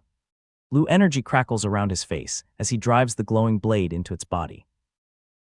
The strike sends the giant crashing sideways in a burst of dust, and the ground shakes with one heavy impact. Even as the monster's red eyes keep glowing, the black-haired knight screams for everyone to get away. Splatter flies as the beast staggers, and Airen's eyes burn white beneath his shadowed face while he swings again. Slash after slash rakes across its hide, and the storm of steel crashes down without pause. The roar of strikes never stops. Airen sets his feet and lifts his sword, wind swirling around him. His sword wind swells into a vortex that pulls in rocks and dust, and the barrage keeps coming. Cloak and blade blur together as the thunder of steel rolls on without rest. The dust settles over the sand, and the stunned young man can only think that it is unbelievable.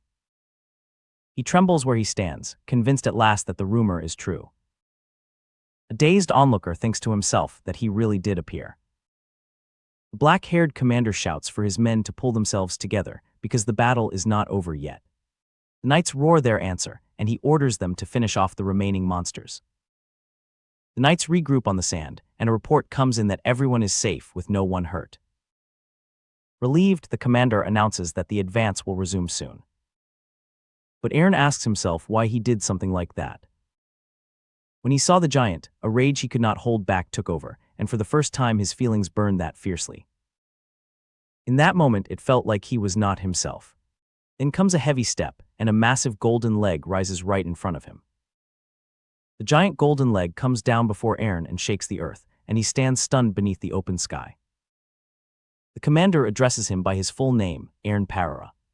Airen bows his head and admits that he acted rashly, without following orders. He adds that he had already spoken with the commander about how he was supposed to act before this. Still, he could not control his feelings and fought on his own, and he apologizes. The commander laughs and tells Airen that he cannot take a joke, then orders him to raise his head.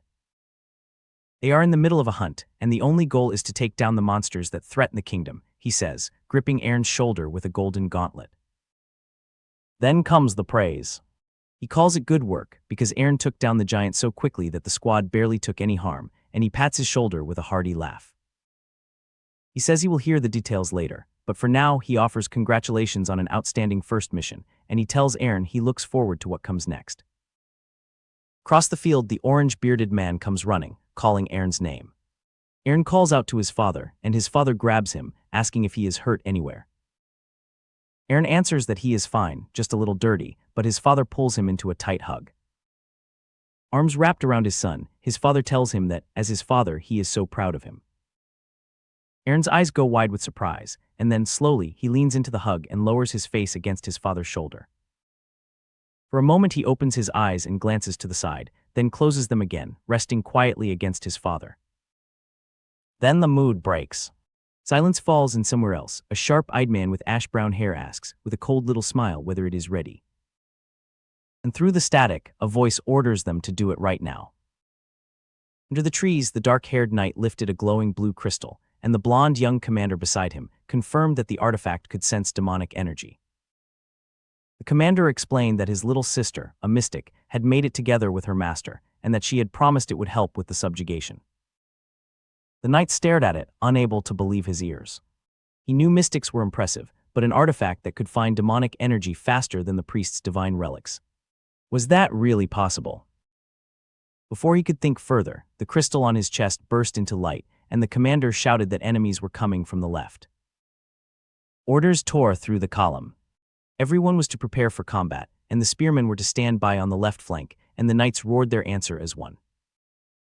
Every eye turned to the dark tree line, where the bushes rustled with something moving, and the call rang out to charge and drive off the demon beasts.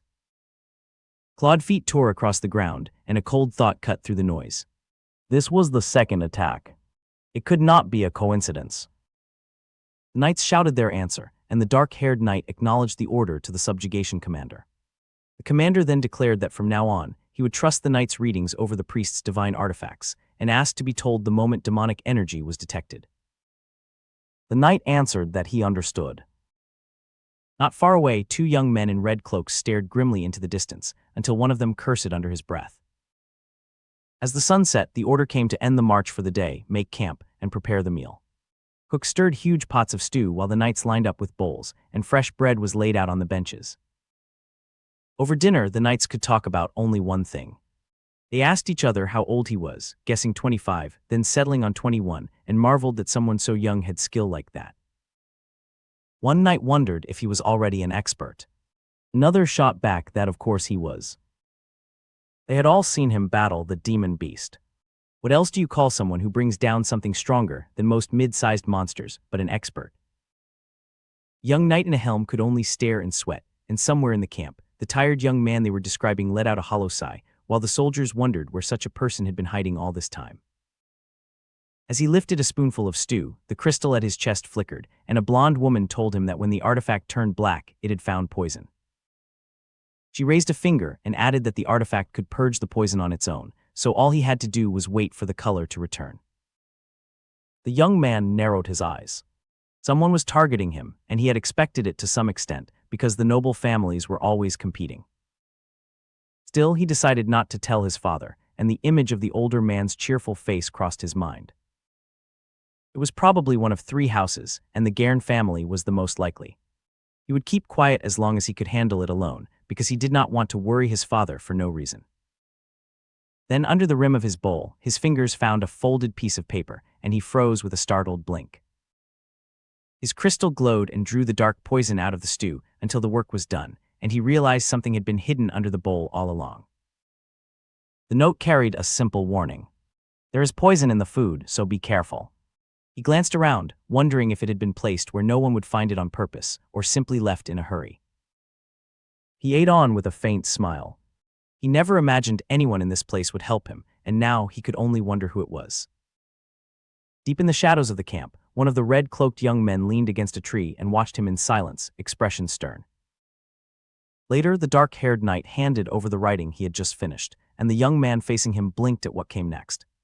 A spar. The knight explained that he needed to see the full extent of the young man's power for the demon beast subjugation ahead, and reached out toward him while he still held his bowl, speechless. He barked at him to put down what he was doing and get over there, because it was a spar. Word raced through the camp that the vice-captain was sparring, and the soldiers joked that nobody would sleep tonight. The crowd gathered under the night sky and whispered that his opponent was none other than Airen Farreira, and in the clearing, the vice-captain took his stance as golden energy flared along his greatsword. The onlookers jolted. Someone shouted in disbelief as a blade seemed to come out of nowhere. Soldiers called to each other to hurry over, and when the challenge landed, the vice-captain answered simply that he was fine with it. Watching him stand there so unbothered, someone wondered if his composure came from familiarity, then decided no. It was something more precise. Then Airen's fighting spirit took shape in their minds, a fanged beast with burning eyes, and an onlooker gasped, trembling. Airen let out a low note of interest as pressure rolled off the vice-captain, and someone breathed that his spirit seemed impossible to break. The onlookers tried to read his spirit and realized something was strange, and then the vice-captain released his power. A towering golden figure rose over the clearing, dwarfing Airen. Steel met Airen's armor, and the thought ran through him that he had to get serious, and he murmured that yes, the vice-captain was getting serious. A late-arriving soldier shouted that he was there and asked if it had started yet, and the night air pulled tight. Then Airen whipped his head around, sweat flying. A young soldier who had made a mess dropped to the ground trembling, apologizing again and promising to clean it up, while Airen stood over him in silence. The vice captain stepped in and called for it to stop, and a wave of disbelief ran through the watching soldiers. Then he made his announcement. From now on, Airen Farreira would have permission to act on his own, without orders, because someone with that much skill was better off moving freely. Airen lowered his helm over his face, and the vice captain dismissed the crowd. And before he left, Airen admitted it. The vice captain did not fall short of the expert rank. At night in a tent, the vice captain lay awake with his hands behind his head, while the older bearded man slept beside him. In the lantern light, his thoughts went back to when he had subdued the giant demon beast, and to when he had sparred with the subjugation commander. The feelings were slightly different, but similar. It was the feeling of the control of his body being taken away, of being dominated by intense emotion. Yes, it was the same as back then, and in his mind he saw himself again, younger, tired, standing in the rain. He faced the memory and asked if it was because of that person, just like he thought. He was sure he had escaped, so why had they appeared before him again? Rain fell through the dark, and there stood a muscular old swordsman, bare-chested, with long gray hair and a greatsword glaring. Enraged. Text on black, the dream changed. A muscular, long, dark-haired older man sweats in a dark, rain-soaked memory. Airen, younger and in a plain shirt, wonders, why? Text begins his question, why is he? Close view of the older man's tense, enraged eye. The thought completes, why is he enraged? Airen sits up in bed and decides to think about it. Text, when my dream changed, something within me changed as well. Airen studies his open hand, thinking that change could explain it. At camp, a brown-haired knight in a red cloak watches silently. His thought asks why the gold-haired man remains unaffected. Red text orders, double the dose today. Airen bandages his hand and says he also does not understand. The poison should have taken immediate effect. A serious red-cloaked knight warns that doubling the dose is too dangerous. The same knight rubs his forehead in alarm. He asks whether the other man is serious. He warns an excessive dose could do far more than make the target sick. The other voice cuts in, wait. Dark red tension fills the exchange. The agitated brown-haired man snaps in anger. Ominous black-red silence follows.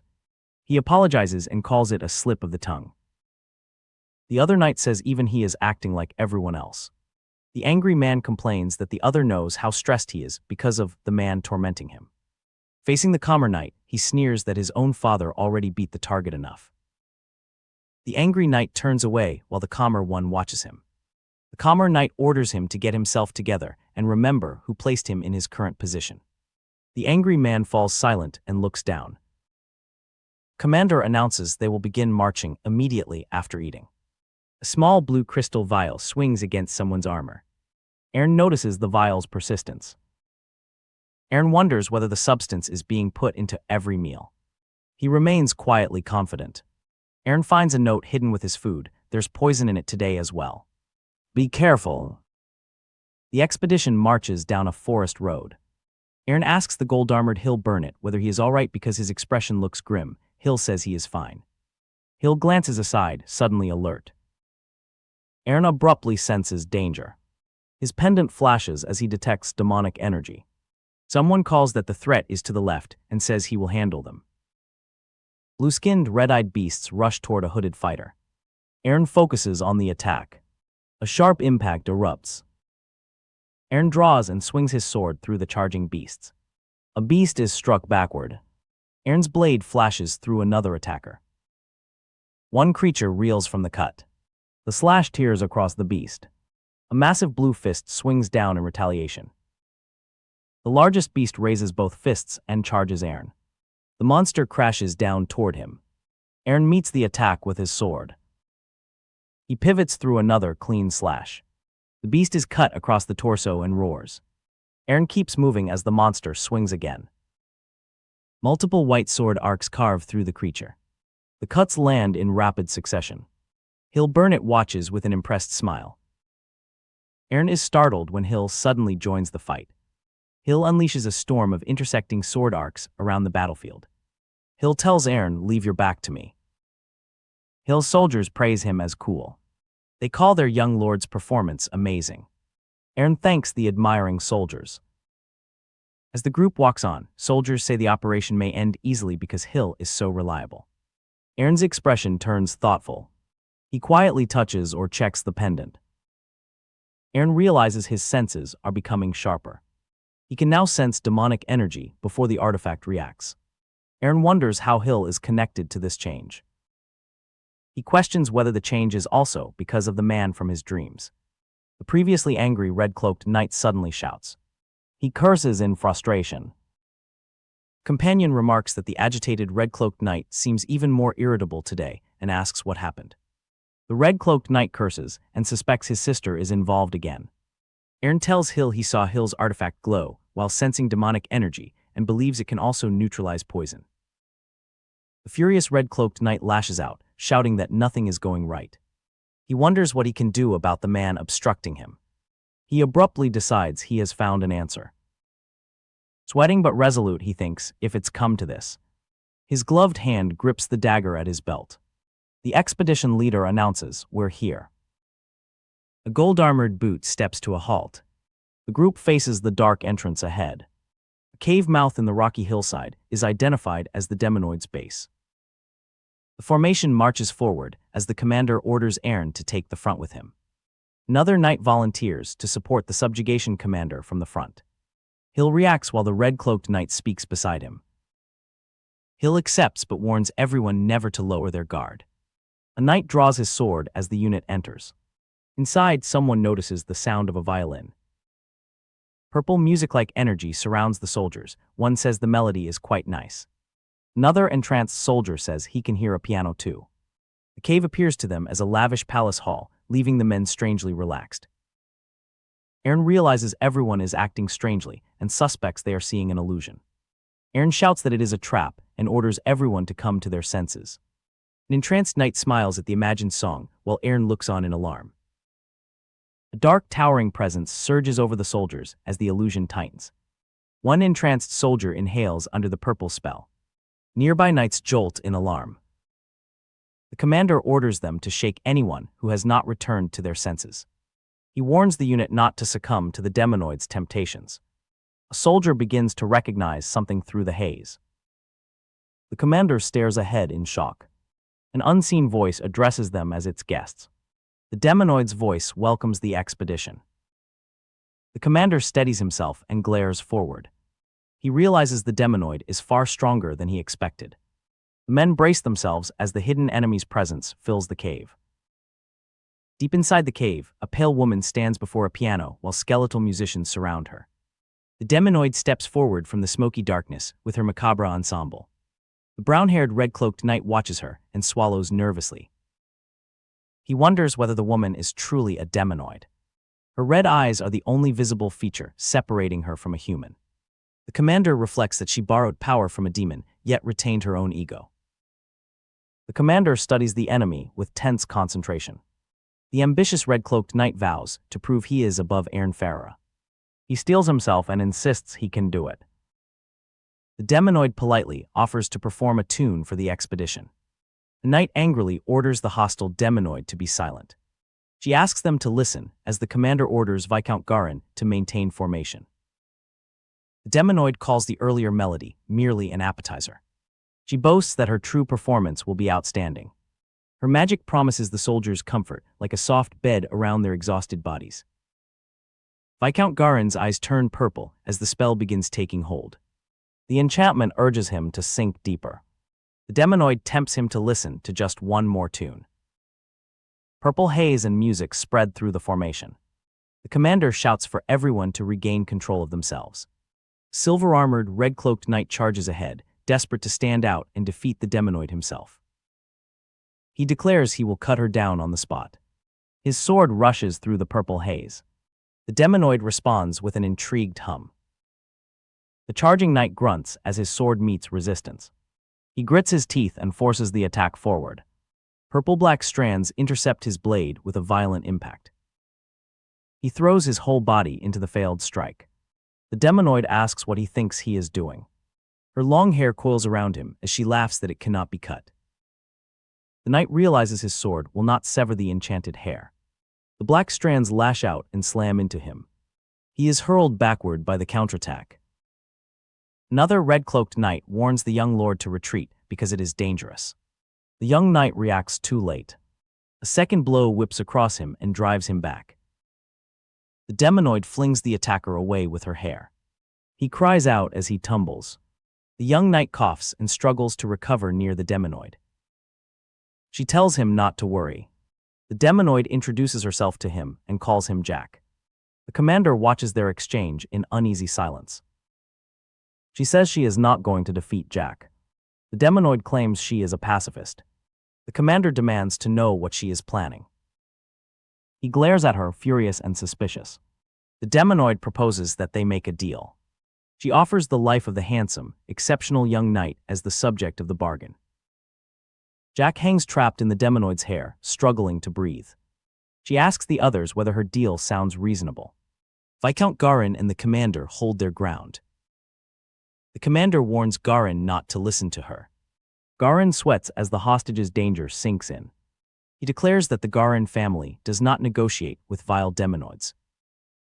The demonoid calls that answer unfortunate. She mockingly pities poor Jack.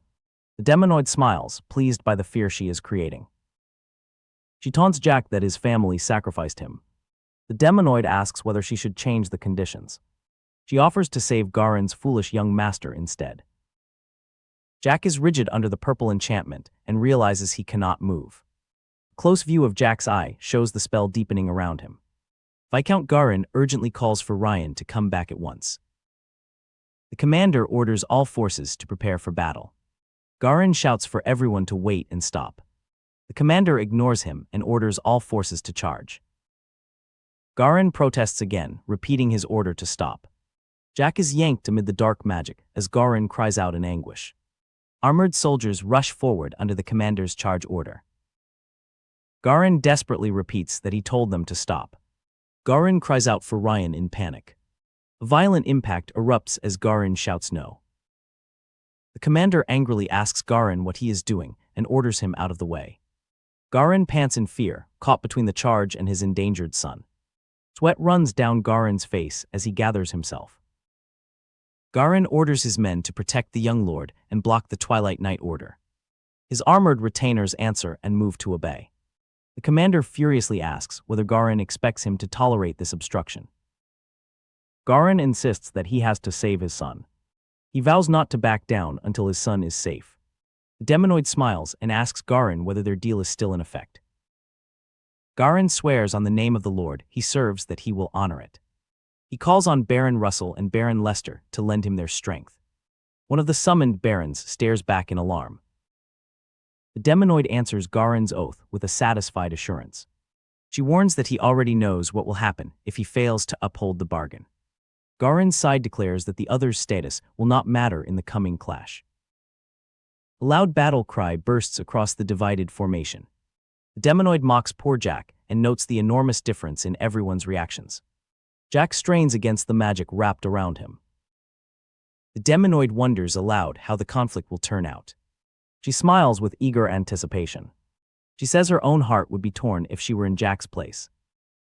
The demonoid wonders what outrageous thing the humans will do next. She invites Jack to watch the result together.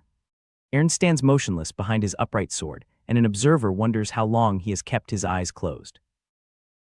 The demonoid wonders what is wrong with Airen in the middle of such a crisis. Airen remains calm with his eyes closed behind the blade. His stillness makes the demonoid question what is unusual about him. Airen continues focusing in silence as she studies him. The demonoid realizes that something about his behavior is strange. Her red eye snaps wide as she senses an abrupt change. The demonoid whips around in alarm. A sudden strike tears through the space beside her. The unseen assault continues in a rapid barrage, ending the chapter on the surprise attack. The demonoid reels as the surprise attack catches her off guard. The impact tears through the chamber and sends masonry flying. A rapid series of strikes continues through the dust. The unseen assault keeps battering the demonoid. The barrage drives her backward without pause. Airen opens his eyes and focuses calmly after launching the attack. Broken stone and debris scatter across the cavern floor. The wounded demonoid realizes the injury is more serious than expected. She sweats and struggles to steady herself. The demonoid notices that her recovery is far too slow. Purple-black energy churns around her damaged body as she tries to heal. The demonoid decides to use the hostages as a shield long enough to recover. The captive civilians scramble away as danger closes in. Airen spots the demonoid's sudden change of target. His expression tightens as he realizes her plan. The demonoid launches herself toward the hostages. Her attack tears forward with violent force. Airen realizes she is still directing the attack at him. He understands that the hostages are being used to restrict his response. Airen and the demonoid lock eyes as the attack closes in. A surge of dark energy marks the instant before impact. Airen raises his massive sword to intercept the blow. He commits to blocking the attack before it can reach anyone behind him. Airen braces the broad blade squarely in front of him. He surges forward behind the sword instead of yielding ground. Airen crashes into the demonoid and turns her momentum aside. The demonoid is knocked away by the counter. Airen keeps pressing through the clash at close range. The demonoid believes she only needs time to recover.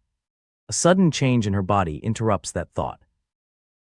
She reacts in confusion and asks what is happening. Her power falters as the dark energy around her collapses. The failure spreads through her body before she can escape. The demonoid realizes she cannot gather any demonic energy. Airen stands over the fallen demonoid with his sword lowered but ready.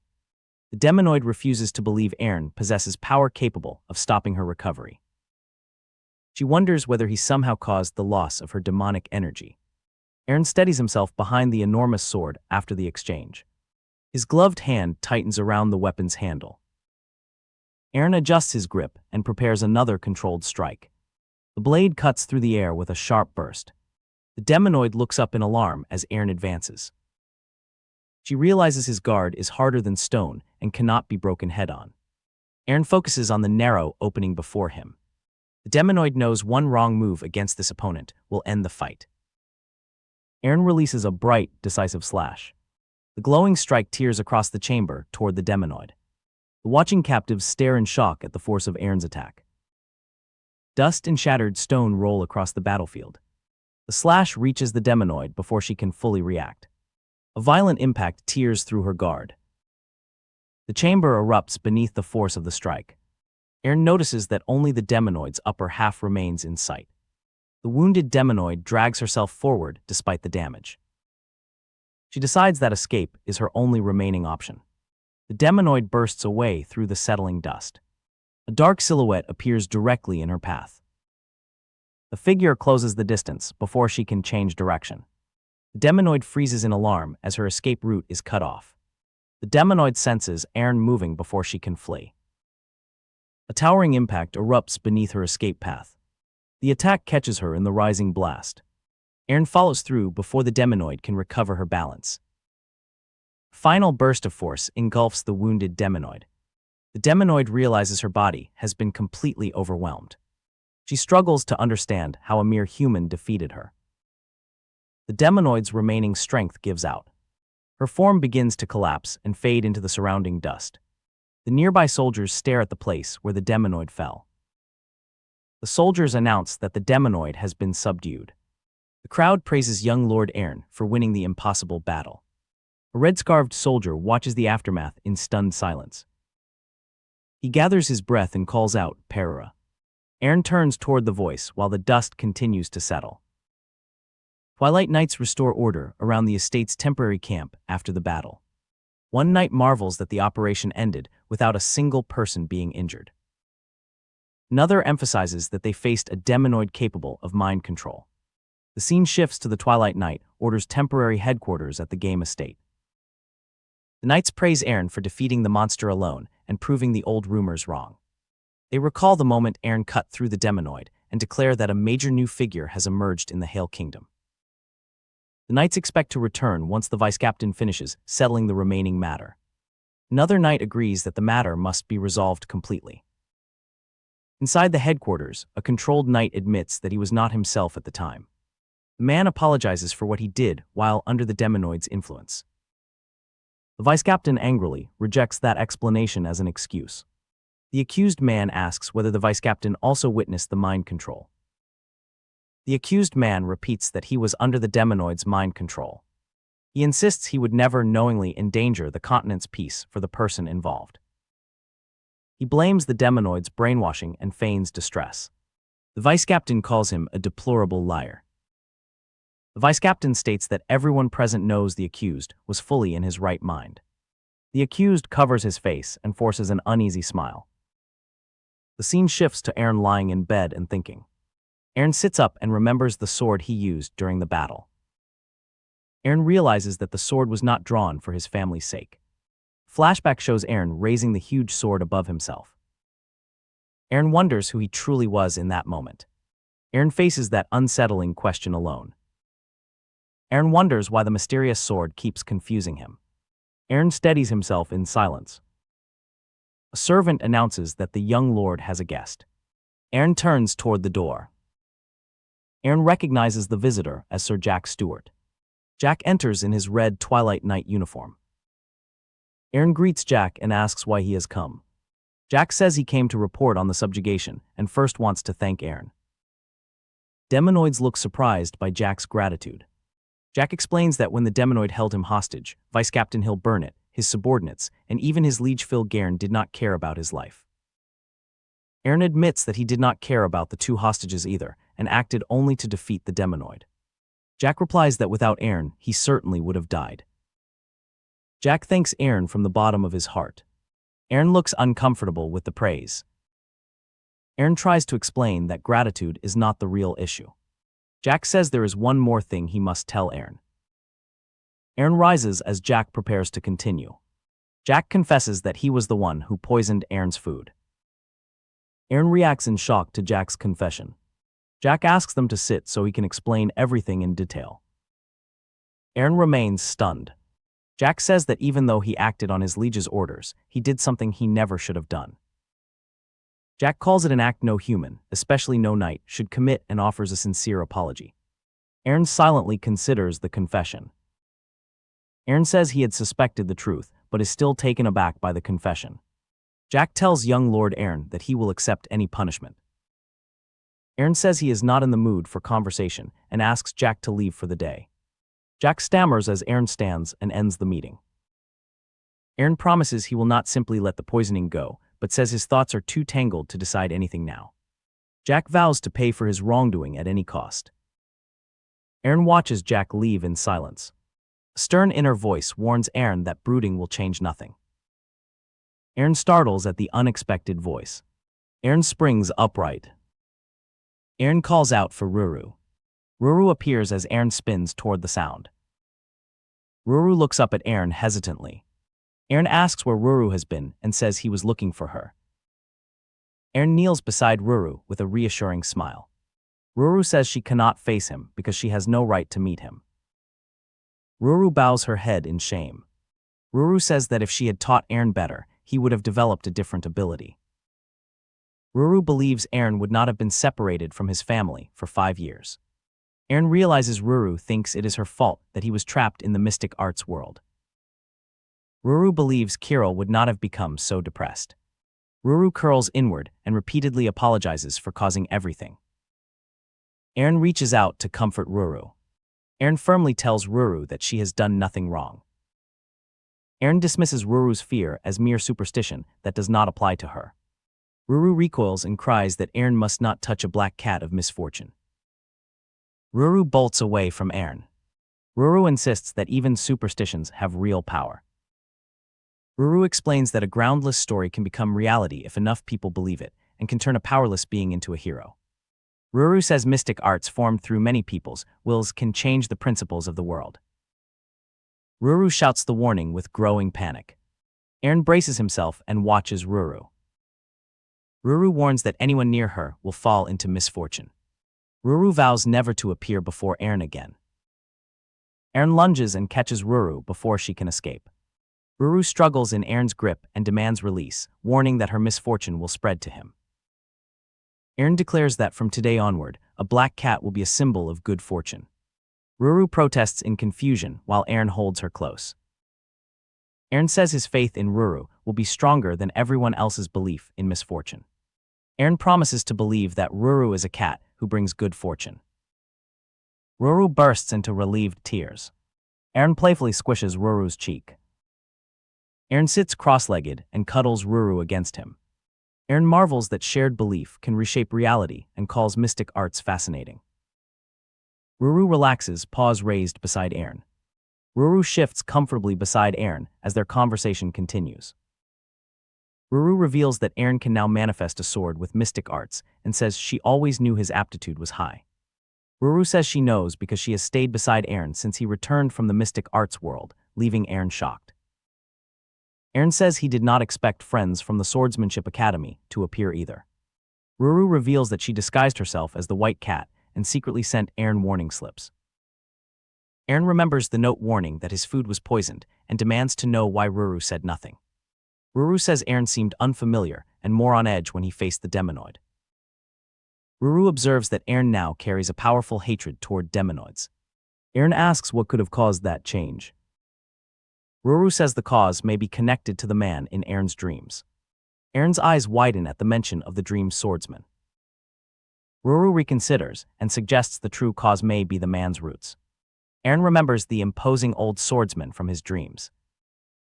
The chapter closes on the weathered swordsman gripping his enormous blade.